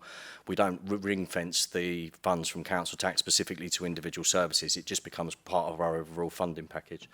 I think, in that context as well, at the same time as we received EPR, we also lost funding from KCC that they used to contribute towards our recycling costs. So we lost 300,000 at the same time as we were gaining. So the net gain actually was 900,000 in the year that you're talking about. And like I say, base growth in that year was well in excess of that. So, Councillor Britcher. Thank you. I do have some questions this time. So it's two short ones. So the first one, obviously, some people, particularly with who have cars, have been taking their excess rubbish to the tip. Do we have any data on whether there's been a real increase in the number of people doing that, or an increase in bookings? I appreciate that's possibly more of KCC. The second question is whether issues with staff absences, whether those increased during the weeks where we were having heat waves. Thank you. In answer to the first question, the number of people that the tip or household recycling site is actually managed by KCC, not ourselves. So we wouldn't have those. What we do have is that from the data that we send to KCC, I can tell you that food waste has gone up significantly. I think I was on a meeting with the KRP, which is the Kent Resource Partnership, where our increase was 59% increase in food waste, which is pretty much leading in all of Kent. And I'm trying to do it off the top of my head because I've got other figures in front of me, but I think 4.5% increase in recycling, and we saw an 8% drop in residual waste. So I couldn't tell you how much of that was because it's gone to the tip, but as an overall figure, our numbers are moving in the right direction. There wasn't a large, significant increase in people going sick during the heat wave, but what there was quite understandably, my team have a duty of care towards our staff, and so we need to understand that they're going to be working at a slower pace, that they need more breaks, they need shaded time, and if people were suffering due to the heat, we need to give them an allowance to say that, okay, you need to take a break. So things did slow down in terms of the rate of collections that week. There wasn't a marked difference in terms of sickness. I think that answers all of them. Yeah, thank you. Councillor Austin. Thank you, Chair, and thanks very much to Steve and Mike for your for your reports, and Mike, for the detail you've gone into, which is really helpful to understand some of the pressures that have been on the service. I've got a page of questions, and I don't think it's fair for me to ask them all, so I want to focus on two things. The first one is probably a question for Mr. Sanham, which is about, okay, so we've put extra money in, which is obviously what we need to do. Where's it come from? And what are the implications of that for other services? Is it going to adversely affect other services, or is it coming from reserves, or etc.? That's my first question, because I feel that looking at this issue about the recall team, it feels to me, picking up on what Councillor Crittenden said earlier, that things are already tight, and that actually we're going to need some kind of spare capacity. And as Councillor Wings mentioned, in Ramsgate we're at the end of the week, so we've always been the ones who've ended up, you know, with miscollections, etc., because the poor staff are trying to catch up on what hasn't happened before. So it feels to me like that's something that we're going to need in future. The second thing I want to say is about the comms. Thank you very much for appending the letters that went to residents. I know I've had a lot of queries from people saying, we didn't get any letters, we don't know anything about letters, no letters went to the flats above my shop, etc., etc., etc. But also, thank you for making the effort to make them a low reading age, but they're not good enough. We've got fabulous examples of leaflets with graphics and simple language and all of that, and we've sent residents something that looks like a report to council. It's tiny font, it's great big paragraphs. Please talk to literacy specialists. I speak as somebody who spent a lot of her working life doing so. There are ways we can do this. We've already got good stuff.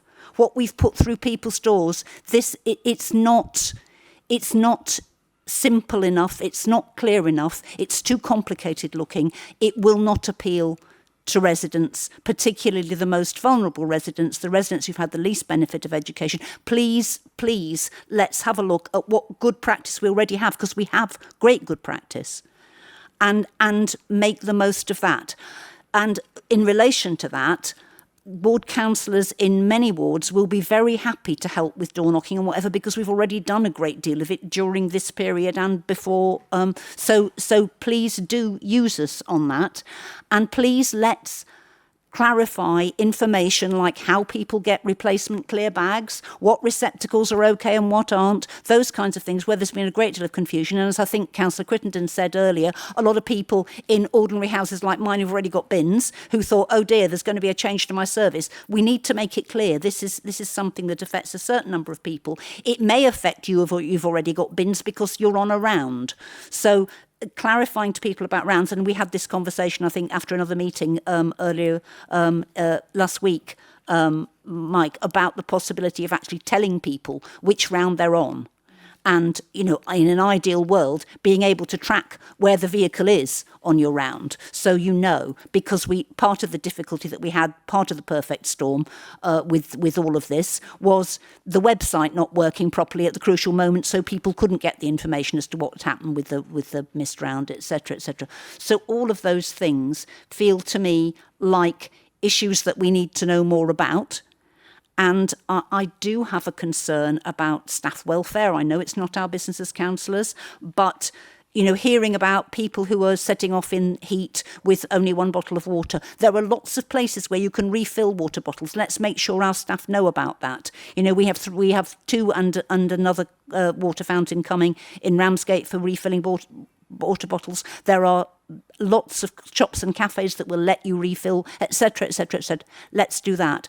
And finally, just to pick up on the issue about working with town and parish councils, which Matt has made a really good start on, but I wanted to point out, Councillor Wing mentioned the Ramsgate Litter Forum. We've had a litter forum in Ramsgate since 2018. It is run by the town team, which is a voluntary group. I chair it. And we bring together TDC, Ramsgate Town Council, and all our volunteer litter pickers, and many of whom are out there and have made a substantial improvement to the streetscape in Ramsgate. until recent weeks, and they're really keen to get back to where we were. So let's try and think about ways we can pull together all that resource, because people are willing and keen to help, and we need to make the most of that. Thank you. Thank you, Chair. I think it's safe to say that there isn't an easy solution to the budget. There's no magic wand. What I've had to do is a piece of work, which obviously where we are is the next monitoring report. So the Q1 monitoring report will go to Cabinet in August. What I've had to do is look at where we were last year, what from last year I think is a potential pressure for this year. And obviously the headline in that is that cleansing services is a significant pressure on the 26-27 outturn position, as you would expect. We did build in additional budget as part of the budget cycle, so effectively a contingency to manage the impact of agency, as well as which was 275,000, as well as the 125,000 that Colin was referring to earlier in relation to coastal toilets and beach cleaning. As it stands at the moment, we're looking at what we can do to manage it, but the priority is getting it in place. So as it stands at the moment, what I'd suggest is if we were forecasting an overspend for cleansing services, it is now going to be a bigger overspend on cleansing services until such time as we can identify where the fund's coming from. In an ideal world, obviously, that wouldn't be the situation. We would have significant reserves and we'd be able to just make the decision to take it from there. We're not in that position. So over the course of this year, we would be looking at managing that position down so that it's no worse. But there is no new money available.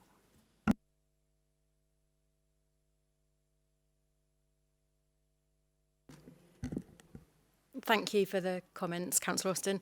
So just to say initially, in regards to the leaflet and the letters, that was supplemented by a range of other forms of communications, knowing that you can never rely on kind of one channel to hit absolutely everybody.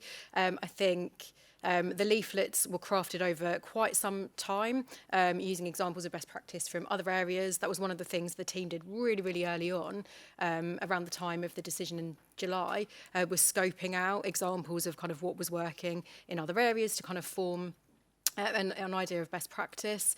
There were lots of backing and forthing, as I'm sure you can imagine, in terms of trying to nail that messaging. I think one of the core issues was the fact that there wasn't a simple standard message for absolutely everyone that was uniform, and it was then trying to distill that to make sure that the right message was hitting the right person and then not causing any kind of confusion.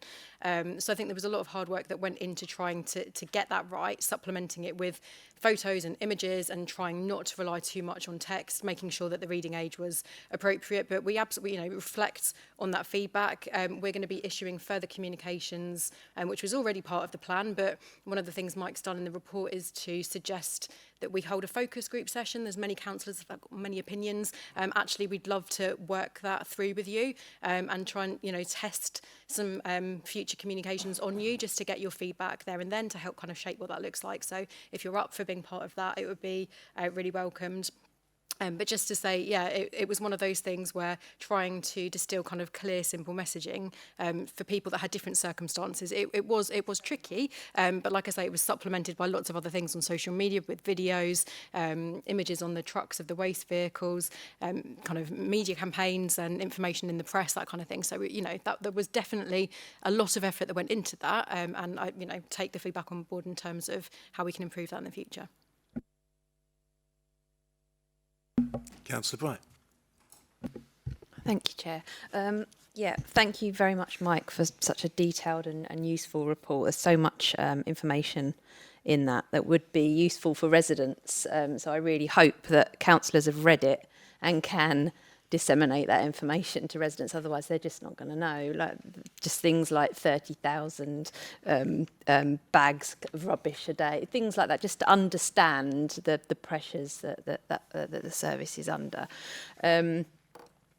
I also wanted to say that over the last few months, my inbox has been busier than it's ever has been, like with sort of waste complaints. But what I will say is the response I've had from you, Matt, and your team has been excellent, and it's been really appreciated by the residents. You've been absolutely on it. And now that there is this dedicated email address as well that we can use, I really hope that councillors are feeding that back to residents. Because at the end of the day, if your bin hasn't been collected and you call the line and you're not able to get the answers you want, you're trying to log things online and you can't, it's really frustrating. But if you can call your councillor and then your councillor can help, it's just reassuring. So it's really good to have that. And residents really appreciate it, so thank you. I'm just wondering, is it worth or is it too much work or to have a community engagement event, a bit like the Southern Water drop-in, where you can to have an opportunity for officers and maybe councillors just to give information about waste and recycling and to give tips about better recycling and things like that, and maybe an opportunity for residents to raise concerns but also to order and or maybe collect new bags. You could, I mean, I'm sure like Piermont Hall would be a really good place to do something like that. And also I did notice in the report that you were considering speaking to town and parish councils about using them as a base for collection of extra bags. That is something that used to happen. I know my mum was saying that if she needed a new red bag or a caddy, she'd go to Piermont Hall and or a roll of liners and she'd get them from there. Is that something that we can look into? Thank you.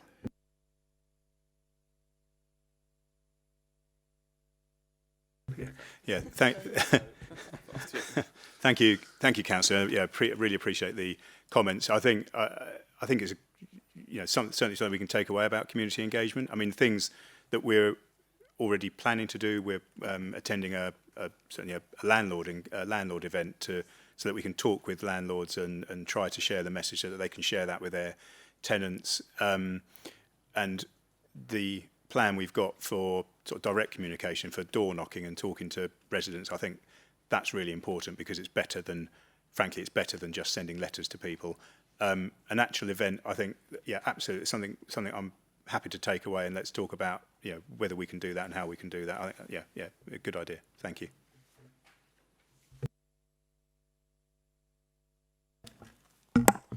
Thank you, and thank you very much for the compliment, Councillor Bright. There have been few and far between recently, so thanks very much for that. And just kind of reiterating what Mike said, the conversations I've had with Westgate Town Council, and they were just the first people that I managed to engage with. There was talk about me coming down for an open surgery where people could come and do that, but I'm happy to do it either on a smaller scale with individual ward councils, or like we said, we can take away and look at a bigger event if that's probably a more efficient way of doing it. But the idea around, again, town councils having bags and supplies for people to come and get if they need. One of the things we've spoken about is making sure that everyone's armed with the right information. So what we wouldn't want is to have a load of simpler recycling sacks there, then people not quite understanding they want a standard collection and taking the bags when they don't need them. So we've been working last couple of days as well about potentially making something clearer on the website so people can understand if they're part of the new scheme or part of the standard scheme. So just, again, try and make it as simple as possible so people can, all the people in the room can engage and help with that with the right information. Councillor Curry. Thank you, Chair, and thank you, Mike, for your detailed report. And just to say, I have been working closely with Matt and his team on a lot of issues in Cliftonville West, and I've just made some notes. One of the main issues in my ward, Cliftonville West, is that many households on particular roads and some blocks of flats simply do not have any blue recycling bins or a communal recycling bin. These particular roads had historically low levels of recycling. Although some food caddies and brown bins were delivered, in effect for many households, the introduction of simpler recycling effectively cut their rubbish collection by 50%. Many households' black bins are full after 1 week. Therefore, a fortnightly collection was always going to cause issues for many residents relying on only a black bin. As part of the improvements, will a blue bin audit of these particular roads and blocks of flats be done? And will these recycling bins be issued free of charge to households currently without the means to recycle but have the storage space for a bin? I am also concerned that the use of clear plastic bags for some residents' recycling will not achieve the results hoped for. Thanks.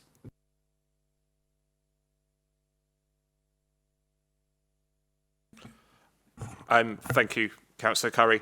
As you know, in regards to some of the ones that you've mentioned and you've highlighted to us, members of my team have been visiting, granted not every single property that's been brought up so far, but we're working our way through the list and essentially making adjustments to people's collections or bin storage or the method of which they're having their recycling.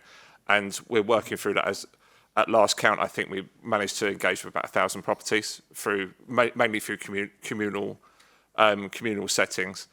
In terms of the bins, if they need recycling bins, we need to put recycling bins in there. That was part of the original process, and I think we went and we assessed every communal property that we come across, and I think there was always an acceptance that the assessment is one thing, the delivery is another, and how people respond to the new scheme. And I think it's tailoring and flexing and being a bit more agile where we need to be around people's storage and things like that. So the team are working through it, and as has been said, we've got that email address. Please keep sending them through to us, and we're ticking them off one by one and getting through them and trying to increase the participation. In terms of the clear bags, I didn't quite understand what you meant by the question, if I'm being honest, sorry. It's just residents just knowing what to do with the bags, where to put them. Sometimes there's some confusion with Black Seagull bags and how they use the clear bags. And in upper storey flats, are we expecting residents to use these sort of clear bags and leave them out on collection day? There's just been some confusion with residents using the clear bags for mixed recycling. Okay, so just to, like, sort of pick up on what Hannah said, we're going to be engaging with people about the communication. So obviously that's a communication issue about each different property and how they should be engaging with the service. So that I'll happily pick that up and try and make that a bit clearer in future comms. Councillor Packman. Yeah, thank you. I do want to echo what Councillor Bright said around how fantastic you have been in engaging with us. I don't want to make you blush, but also your waste and recycling teams that have been out. I know my little boy now looks out the window to wave and they're proper engaging with him. So maybe in 18 years' time, he will be a recycler and get it absolutely right. But I do want to say thank you. From park bins to replacement bins to everything, you've been phenomenal. I have questions. It's probably more for Hannah around comms, to be fair. Is there an option to introduce an option on the telephone system to try and engage more with councillors? So we know that if a missed bin has happened, most residents get frustrated because they can't get through. They're not getting any responses from the council. So is there an option? I don't know. I haven't phoned it, but is there an option to say, please engage your local councillor first? Because we have direct access to officers via email or cabinet members to say there's a massive problem here. Can we allocate resource? And you are fantastic in responding to us very, very quickly and allocating resource. So is there an option where we can explore that maybe that says go and engage your local councillor first, here's the details. I know we have it on the website, but it is particularly hard to navigate on there. The idea of the bags being available locally are really welcome, but don't forget Margate Town Council when that's formed. I have to get a plug for that. And I would like to have seen our comms quicker. So seeing Councillor Everett and Councillor Alban on social media was really welcomed by the public, but a lot of comments was too little too late. And I think we need to be out there straight away saying, we know there's a problem, this is what we're doing about it. So if I could just encourage our comms to be quicker, because our comms are particularly very, very good, just please be quicker. So I don't know if that can happen in future. Thank you.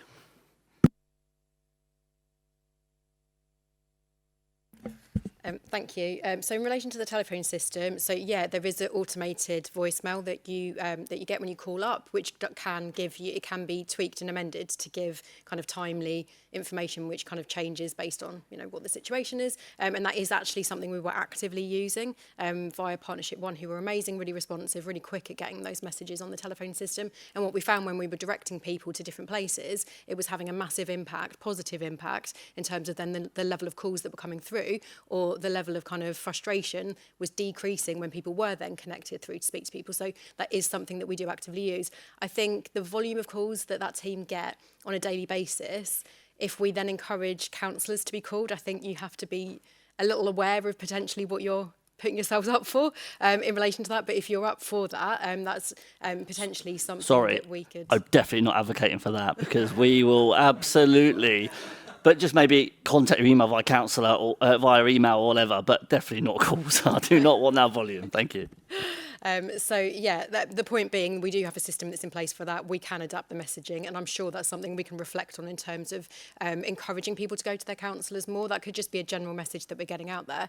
In relation to the speed of communication, I'm not going to take personal ownership over that. Obviously, managing comms when you're in a kind of a reactive situation, it's a collective endeavour, and there's also, you can imagine, you know, it's really important to make sure we're engaging with the service to understand what the issues are, to then be speaking and briefing with the relevant politicians. It's something that doesn't take, you know, generally speaking, it does take a little bit of time. But again, I hear the general message, and that is something that we can certainly reflect back to cabinet members, to our own senior staff, and to the team. We always try our best to get things out as quickly as possible. But when you're in the heat of the moment, making sure that the messaging is absolutely spot on, and that you're not issuing something in haste that then potentially has got wrong information that kind of causes more of an impact. That's just something to be aware of as well. But yeah, the point, I take that on board. Can we go a little step further with that? Is it possible? I mean, the first time we hear of a bin issue normally is somebody writes it on a social media page, you know, or somebody WhatsApps us or messages or email us and just moan, "Oh, my bin hasn't been collected." Is it possible, if there's an issue on a round in our ward, that we get an alert on our email so we know, so we can put something out on our social media, because we're all active on social media, on community pages, etc. Is that too complicated to send an email to the ward council if there's a round gone missing on that day? I think the answer is I don't know at the moment. Yeah. Okay. Yeah. Work if we knew what the rounds were, and if residents knew what the rounds were. So if we named the rounds A, B, C, D, or bear, elephant, and then you could just put up round 1 is gone today, or there's an issue with a truck.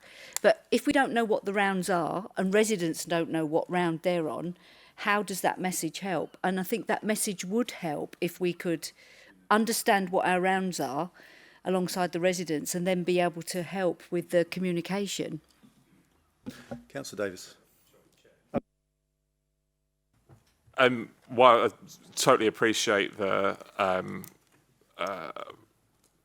idea behind it, I think the thing we got to remember is the rounds, especially at the moment, are really fluid and really dynamic. So they could change, and who's collecting it on even a crew could set out in the morning with the objective of collecting X, Y, Z. There might be a breakdown, there might be some problem, and then we move it to something else. And it is literally move it from one round to another round to another round, and then who's got some spare capacity, then we've got to move it to that. I think what we really need to do is just make sure everyone's bin's collected on the right day. Then I don't think knowing what round's doing it becomes an issue. But I think I think that'd be a bit like opening Pandora's box, and I think that would potentially cause more confusion. I'm quite worried that we have crews we move about the place. Councillor Davis. Thank you, Chair. I think we're getting into what we should be discussing at a focus group by getting into this detail, and this meeting is dragging out, and I've got points that I want to make that need to be made.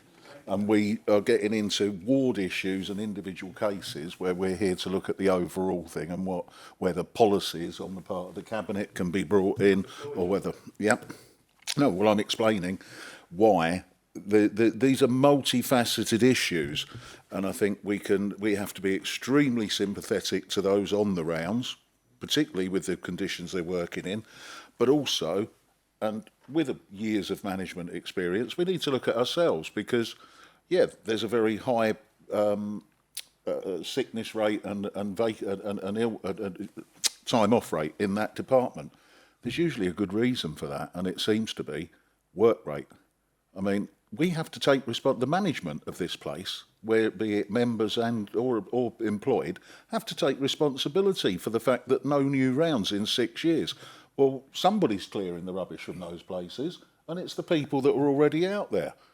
And, you know, if you're already working to capacity, which from the sound of it we have been, then, you know, fine words, butter, no parsnips, and only a fool would expect to cope with growth with no budget and no plan for it.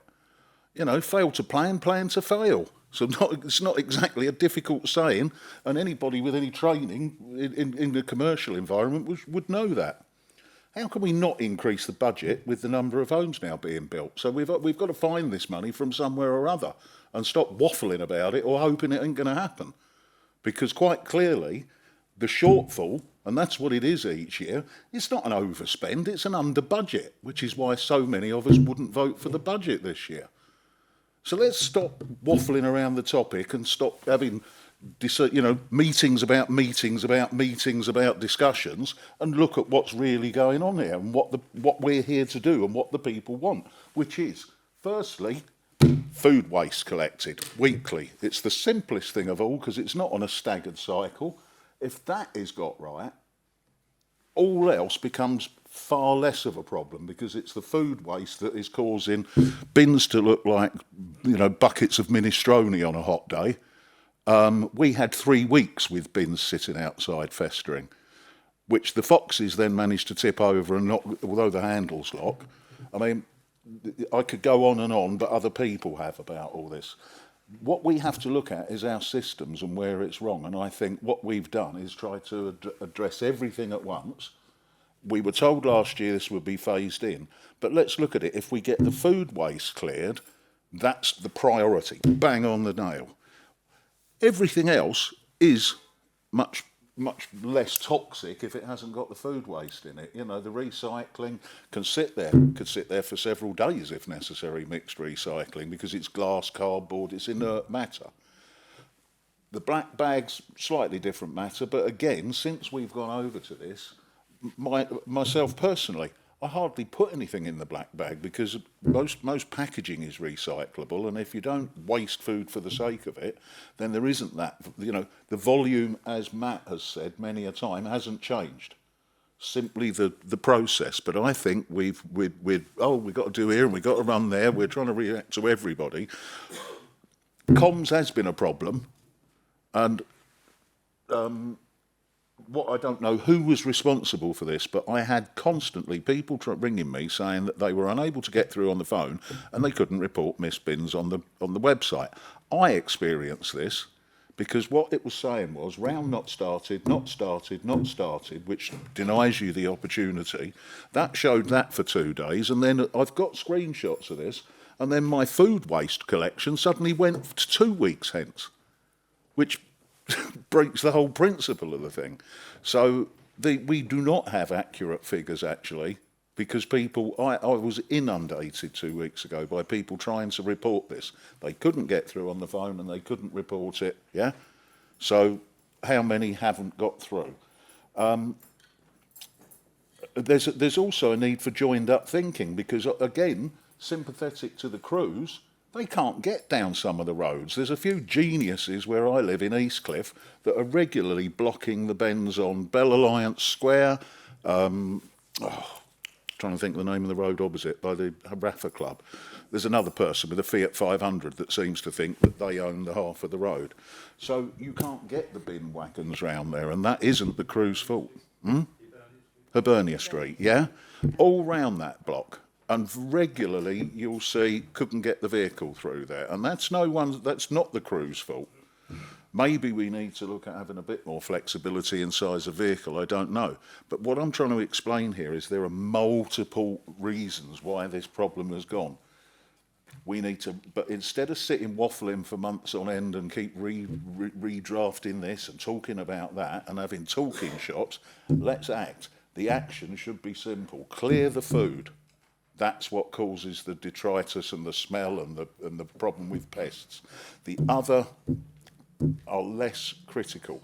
But people, we were down on the website as having weekly food collection and recycling prior to this. We haven't had recycling since they bought the new vehicles about 5 years ago. Never once. And we had no food bins, and it wasn't there. We now have food recycling collection. But like so many other areas, people are getting the hump with it not getting picked up on time, so they then tip it in the black bag, and we're back to square one, but worse off because it was already rotten what's gone in the bag.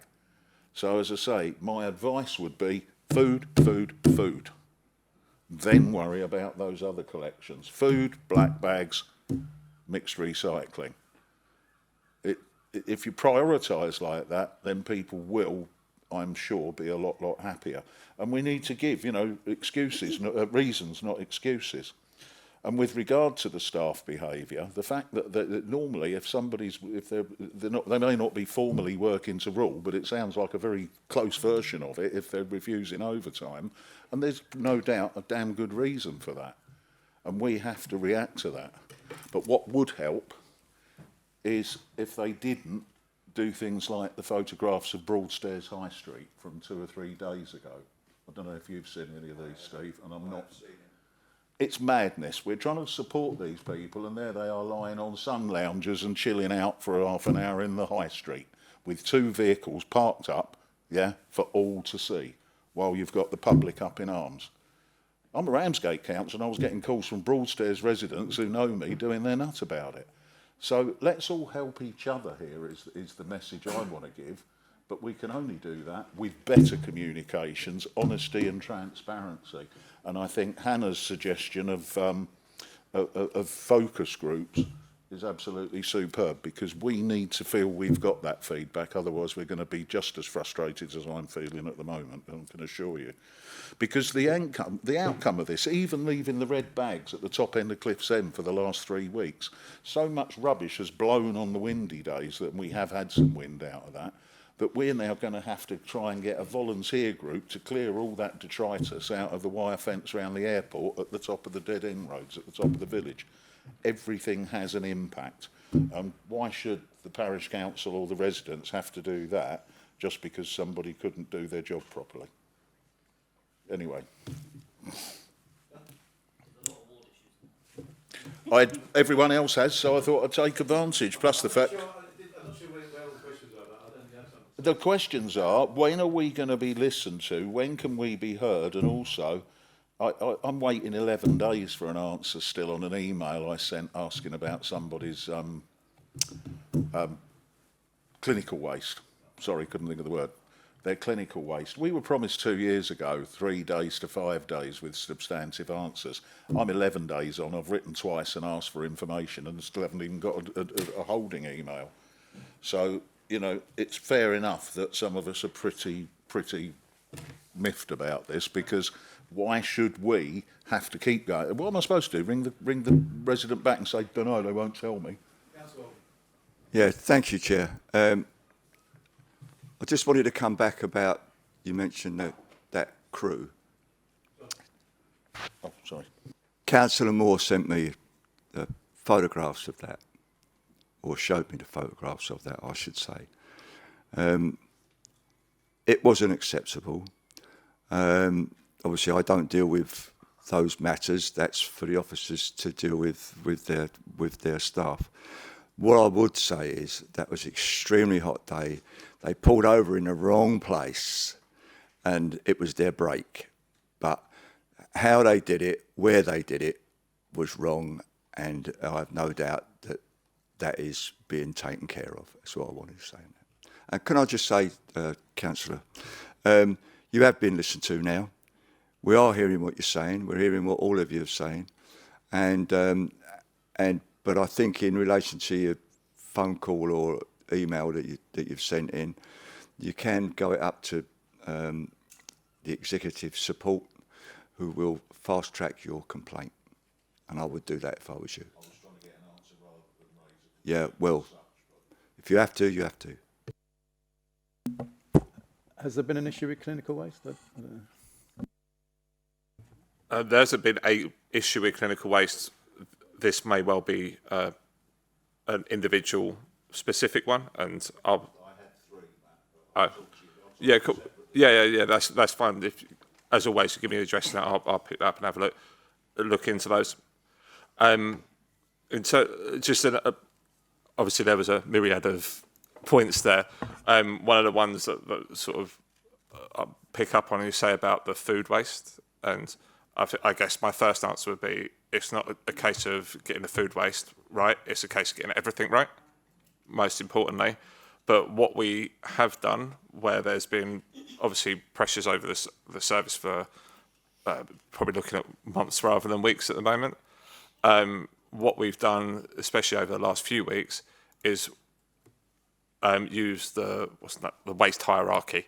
So paper, you probably have all experienced, if the thing that's gone the longest of having non-collections is paper, and that's not by mistake or fluke, that's been by design.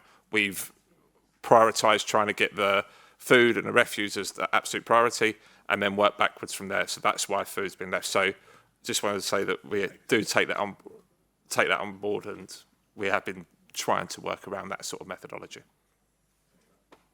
And finally, Councillor Bayford. Thank you, Chair. Yeah, first of all, thanks to the team for the report, for all the hard work you do to put things right. I really appreciate that. But I'd like to talk, hopefully in a positive way, I'd like to talk about resident engagement on the simpler recycling. And as Councillor Austin's already referred to, the letters sent out to residents and letters that are going to be sent out in the future.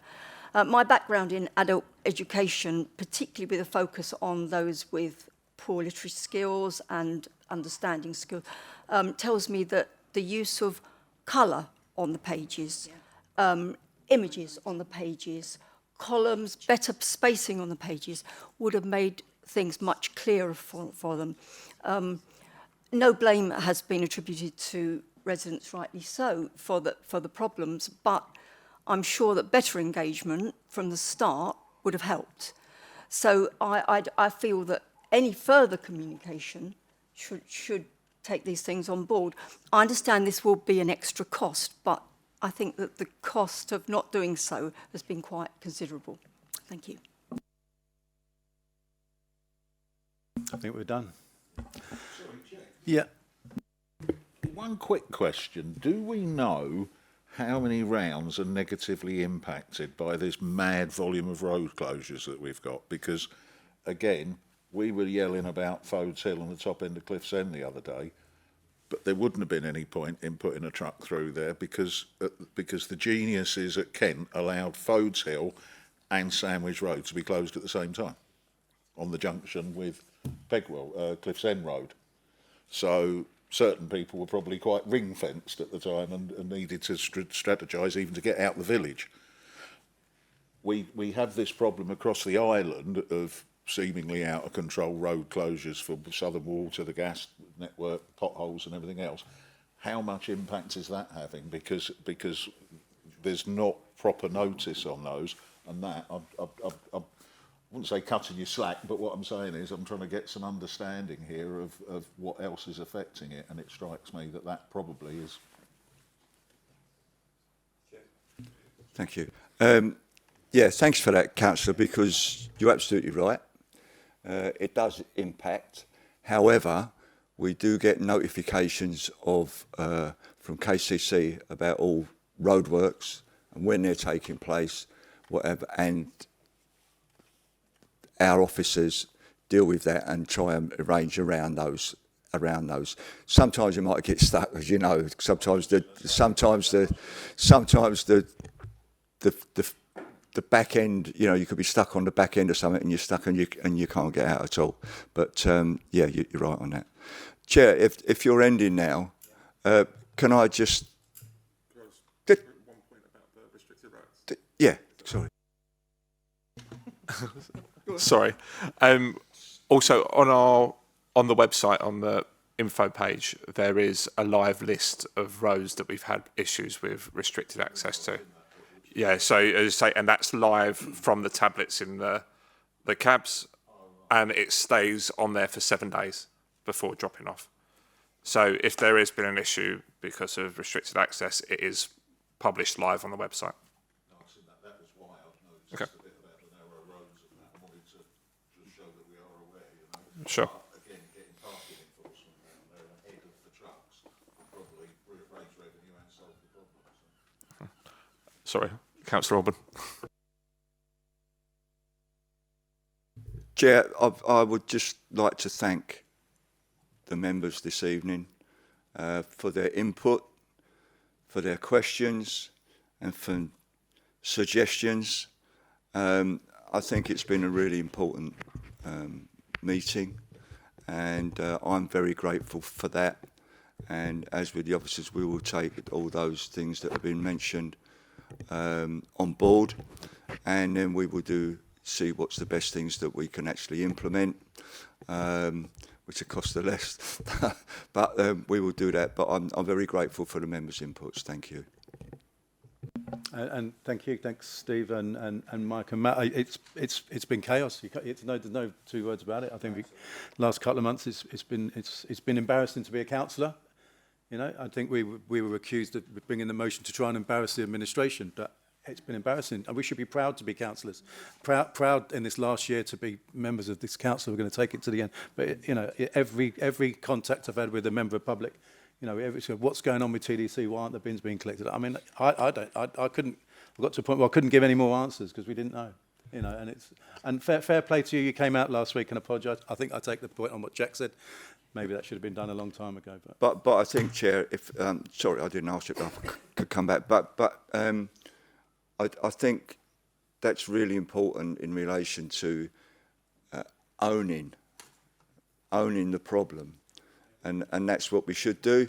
You know, I personally, you know, I don't really go on social media too much. I'm too old for all that kind of crap. But any old road up. You know, I know I've been slagged off left, right and centre, but I get that all the time anyway, so there's no change there, and people can say what they like.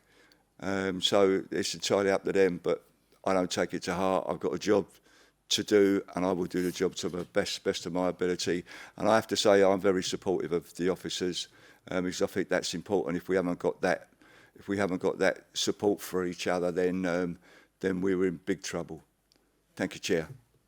Yeah, thanks. And you know, we're on top of it now, and you've acknowledged the issues, and but it is about throwing resources at it, and I think that's the key to it is resources and budget, and that's where Matt's going to pull the rest of his hair out over it. But but well done. Anyway, thanks everybody. Thank you for that. It's a long old session, but we'll move on to the next item, which is item number 7, which is the hydrodynamic dredging contract.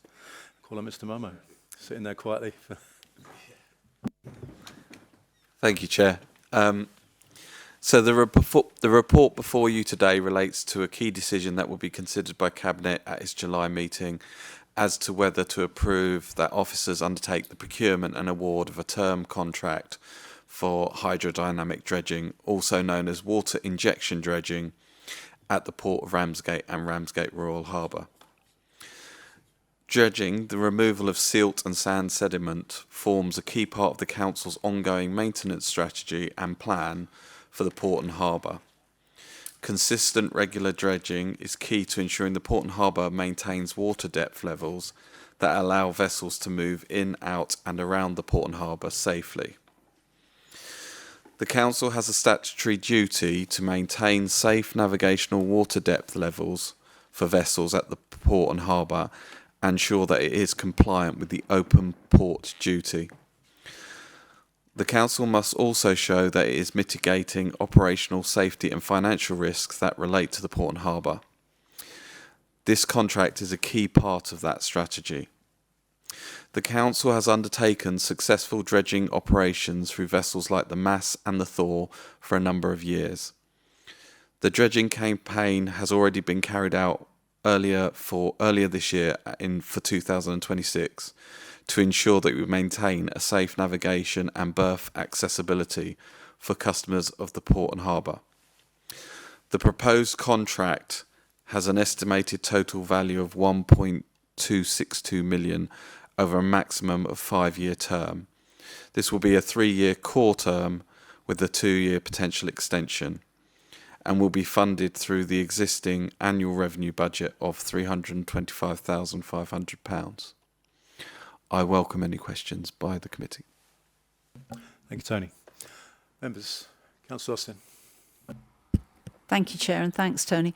How does that cost compare with the capital cost of buying dredgers? And I know I had this discussion previously with Mr. Humber, who explained to me that we would now need several different types of dredger, etc. So, I mean, what sort of comparison have we got there? Do we know?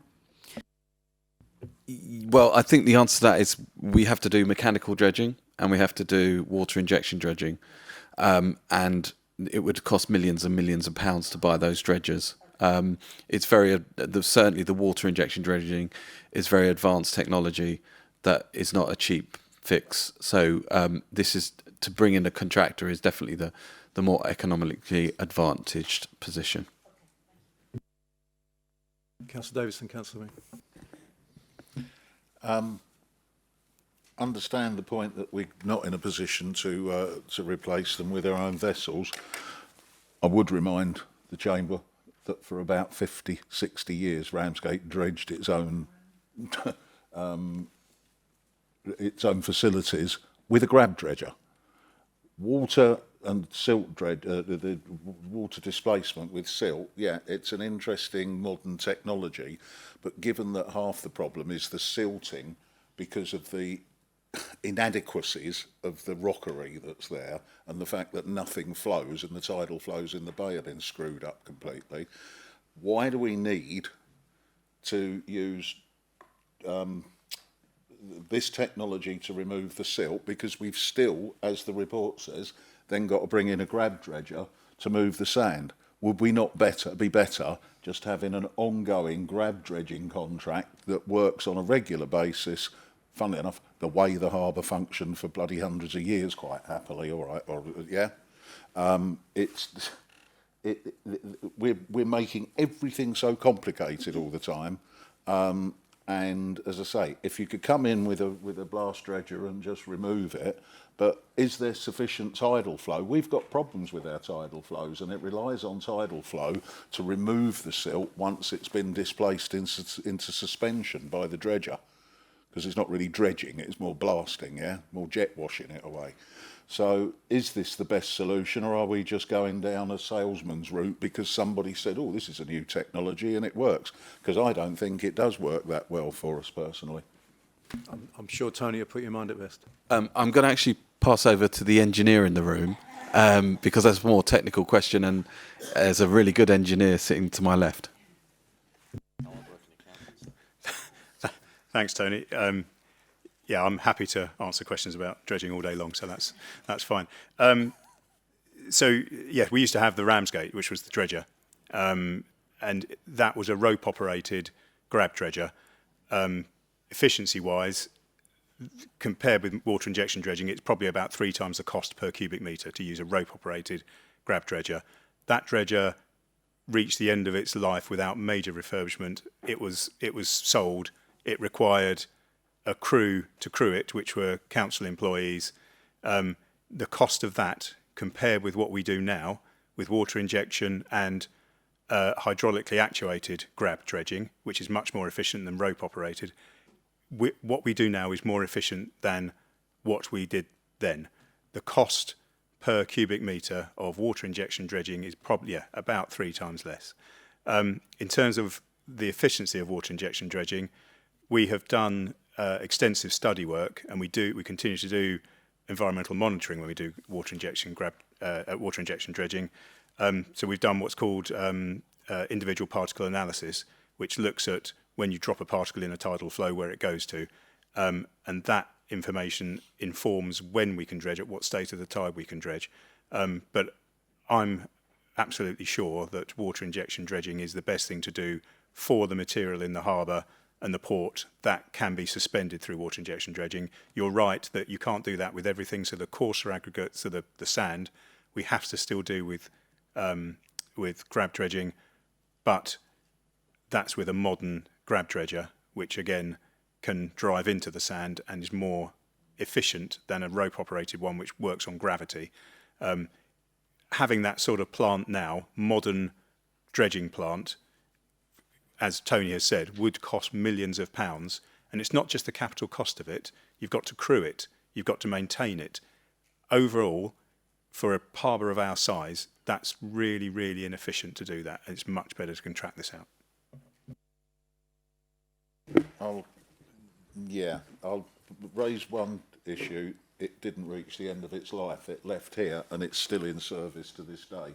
So whilst it may not be the latest technology, that old diesel's still thumping away and that crane's still pulling muck out the sea. So it wasn't at the end of its life, Mike. If I could just, sorry, yes, you're right, it is still in service, but it's had a major refurbishment and it's been replaced with a hydraulic action. Yeah. Councillor Wing. I'm going to trust the engineer in the room. I just wanted to know. I mean, we're trying to recover costs. So I know Councillor Austin requested the additional lease agreement for Brett's ever expanding use of the port, and we're still waiting for that. Obviously, it will be redacted because it is commercially sensitive. But I guess what I'm saying is, did we build into that new contract? Because we know the existing contract doesn't cover all the costs of the port or even what Brett's use at the port.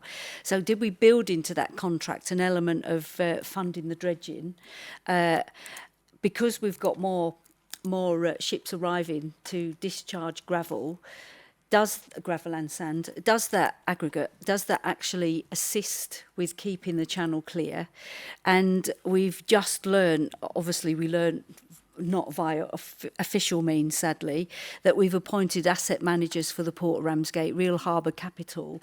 So how does the new appointment of these asset managers actually impact or not impact financially in particular on our need to dredge?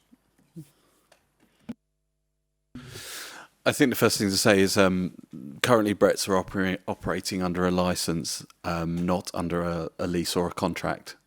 So I can't really talk about the negotiations that are happening for the lease. All I can say is that that's commercially sensitive, but at a certain point we will come to Cabinet with those details in order for Cabinet to then approve forward the lease if they so wish. But at this stage, we're in a commercially sensitive situation, so I'm not able to tell you any more than that.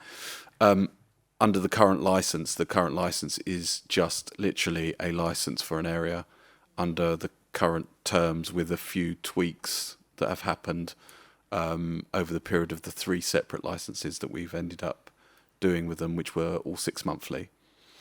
The property team are currently dealing with the commercial negotiations of the lease, and so it would be more appropriate for them to tell you any more about when the potential deadlines are for actually getting the lease to a position where we can then present it to Cabinet. But I don't think that we're close yet in terms of that. In terms of the asset managers scenario and the posting of information, it actually felt to me that the posting of the information was incorrect. And for us, what we were doing was, because our property team had quite a lot of resource on other things, because of the things that we'd brought to Cabinet, i.e. The fish processing plant and the radar company, that we needed to progress those quickly. And so it was advised that the best thing for us to do was to bring in a consultant to undertake and complete that work. That is what they're actually doing. They are not supposed to be doing any more than what we have gone to Cabinet for approval for. So that is it. we are not using them to market the entire Port and Harbour site for anybody who would want to come along. They're just completing the works that we've already asked Cabinet for approval to do, which is the fish processing plant and the radar company. In my opinion, it wasn't, no. Councillor Davis. To do with dredging? Yeah. Okay. Well, following on from this asset management, because that is absolutely not what was stated by the Harbour Master on LinkedIn last week. It's not what's stated, hang on, it's not what's stated on Real Harbour's website, and it's not what they're claiming. And for the record, Real Harbour has been established for a year. One of the two it's got 2 issued shares of £1 each, and it's got a director that joined it in April with another one with either his missus or his sister set it up. This company doesn't have any history. How can it pass due diligence? It hasn't come forward as a key decision or anything. The whole thing is just incredible to me. And Real Harbour, whatever they chose that name, I have no idea. They've got no background in harbour management. One of them, in fact, will be known to our chief executive because he was involved with working on the Riceman's building. You know, people that run shopping centres don't run harbours. Take it to an email to the chief exec, please. Well, We're talking about dredging this evening. Thank you. Okay, so no more questions on that. There are 2 recommendations in the item, and the first one is to approve the key decision award a contract with the value of excess of 250,000 for hydrodynamic dredging at the Port of Ramsgate and Ramsgate Royal Harbour following a procurement exercise, and B, to agree that Director of Environment has, having sought advice from legal services, to agree the final terms of any contract award and sign the contract with a successful bidder.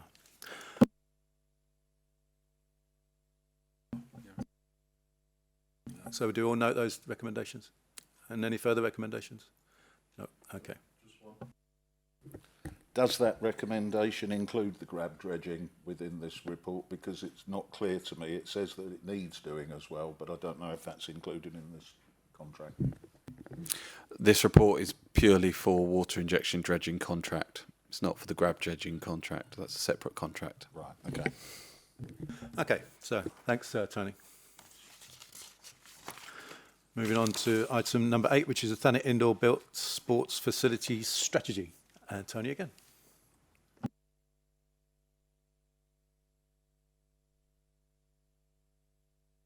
Sorry, Chair, I was just jumping between screens. This is the Thanet Indoor Built Sports Facility Strategy. It provides an audit of supply and demand for indoor sports provision through to the year 2040. The aim of the strategy is to guide and shape future investment funding opportunities, such as Sport England funding, and to support any emerging local plan for Thanet. The Thanet Indoor Sports Facility Strategy was compiled by a Sport England approved external consultancy, the Sports Consultancy, through a procured framework exercise. The cost of their work was covered by funding gained by the Council from Sport England, who were keen that Thanet undertake this work because Thanet is seen as a key priority place for them. The strategy is an evidence-based report that looks at population growth, demographic profiles, and local health disparities to establish a baseline of facility requirements, thus ensuring the district maintains adequate, accessible, and sustainable sporting facilities. The strategy identifies that there will be a shortage of public swimming pool space once future population growth has been realised in 2040. And so over the next decade or so, considerations will need to be made as to whether a further leisure centre in the Thanet area is needed that can be located centrally to the new housing.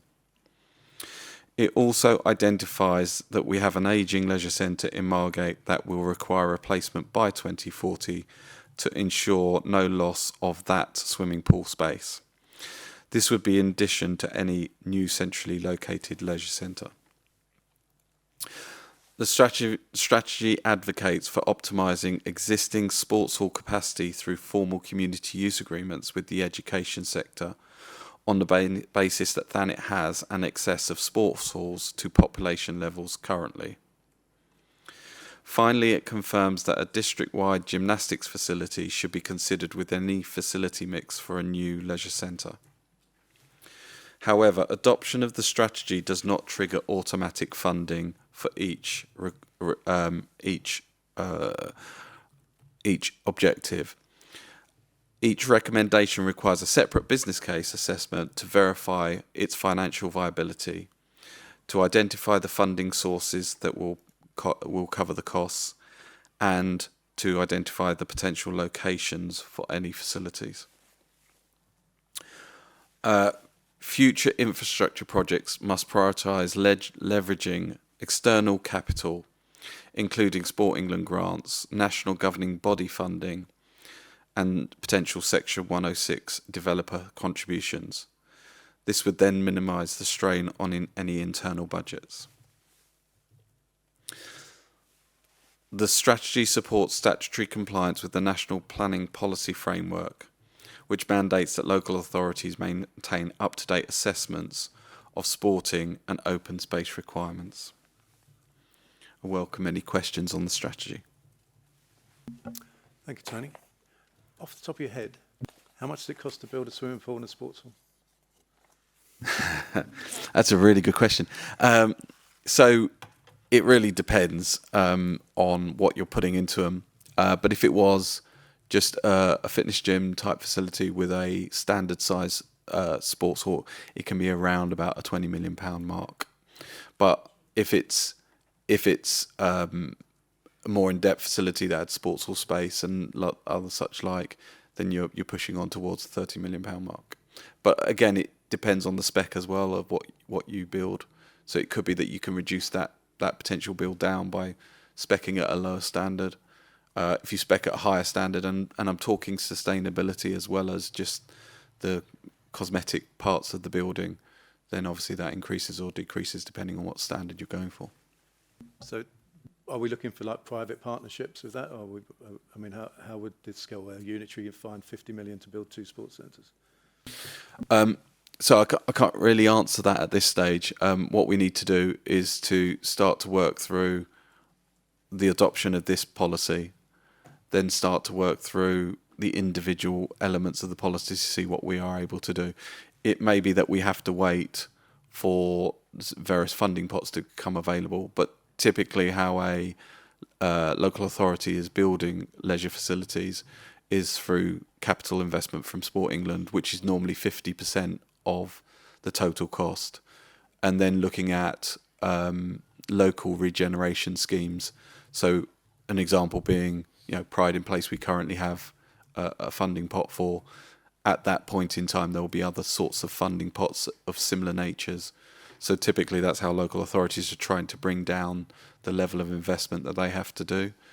And then from there, the final element of that scheme would be a small percentage, so say 20% that came from the local authority, either through borrowing or through a partnership with a private equity firm who would then operate the facility. So there are leisure operators out there who will put in their own capital funding and then operate the facility on behalf of the council. Excellent. I think some money from the Birchington development, S106, I think was to go towards Hartsdown as well, I think, if I remember rightly. Yeah, I mean, that's the other element, Section 106, but Section 106 tends to be a small proportion of the amount of money you need. It's normally around about 5 to 10% of the total build cost, really, that comes from Section 106. Members, questions? Councillor Wing. Yeah, I'd just like to say, since I was elected in 2019, we seem to have gone from no plan to a real well-evidenced plan and a way forward. We seem to have raced along with introducing new sports facilities, which is really refreshing. And then we seem to have a plan going forward.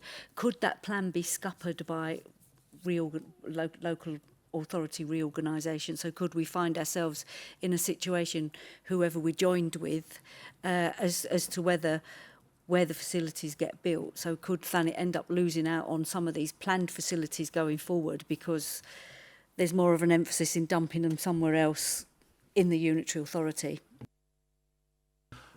I really can't comment on what will happen in local government reorganisation. The only thing I can say is that by us doing this strategy, and also we've got coming down the pipeline is the playing pitch strategy.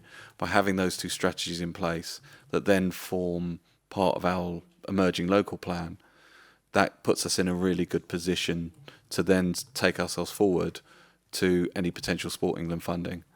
And Sport England funding tends to then unlock those facilities being built, because that's 50% of the funding, and then you feel like you're halfway there.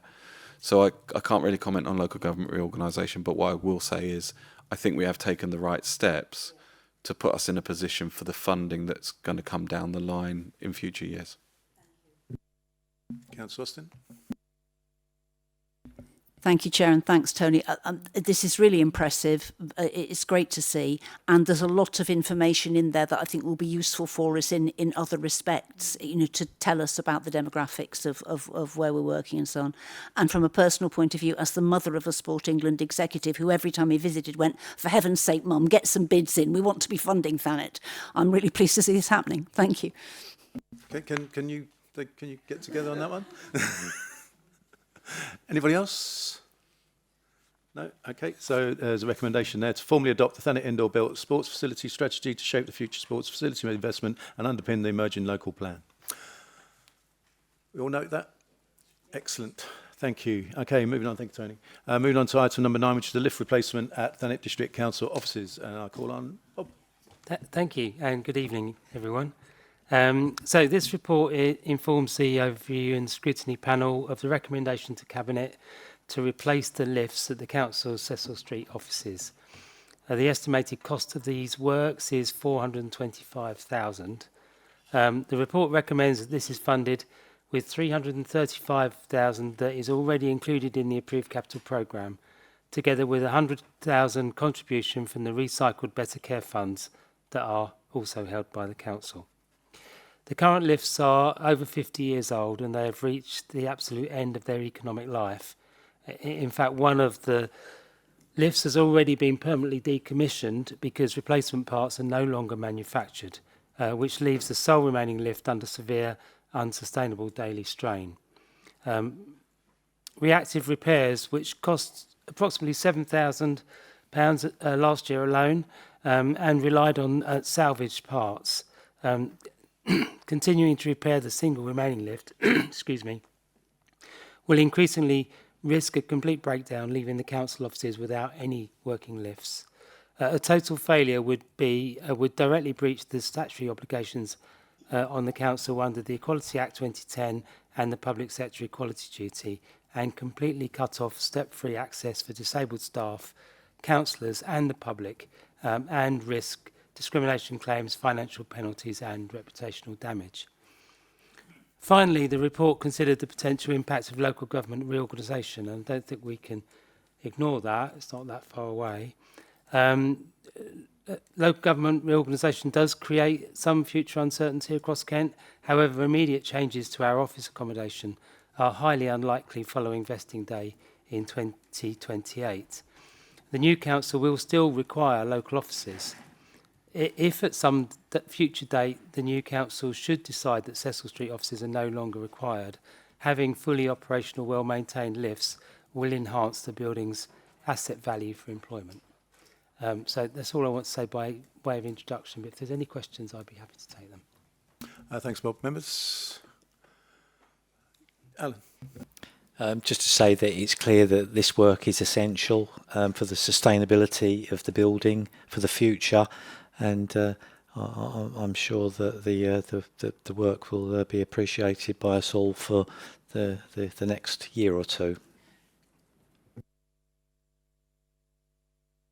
Yeah, I had a thought about the reorganising the offices last time that came up, and in my head I thought, well, we're being really clever here because we're trying to position our offices, because a unitary authority hopefully will have, it will still need local staff, there still need to be housing staff, there still need to be meetings, and hopefully some of those meetings for anybody who's lucky or unlucky enough to get elected would hopefully some of them would sit here. So I think it's a really positive way in trying to keep Thanet at the heart of the new unitary authority coming forward when we've got a fully functional office space that's been updated. I also, do you want us to use the stairs instead of the lift in future until it's mended? I mean, I think what we would certainly try to do in any contract for lifts, and we've done it, and it's not directly related to this report, but we've done it in the tower blocks where we've replaced the lifts, is that we do them one at a time. So, you know, so there should be, certainly would be the aim for there to be a working lift at all times. So no, the expectation is not that people use the stairs, but obviously the stairs are available for those that choose to use them. Councillor Bayford. Thank you, Chair. Yeah, I mean, hopefully the use of this building and the lifts will be longer term. But even if it isn't, we have to have safe accessibility. So I think this is a no-brainer, really. Thank you. Okay, all done? Okay, just read out that recommendation to approve the key decision to procure and award the contract for an estimated value of $425,000 to undertake the essential work to renew the lifts, operating equipment and motors following a procurement exercise, and agree that the Director of Place shall negotiate the final terms and sign the contract with the successful bidder. Can we all note those recommendations? Excellent. Thank you, Bob. And moving on to item 10, which is the forward plan and exempt cabinet reports list. So unless there's something from the plan that the panel wish to consider, the members are asked to note that report. Okay, so that concludes business for tonight. Thank you all for coming. I declare this meeting closed at 10:08. Thank you. And France have been knocked out of the World Cup.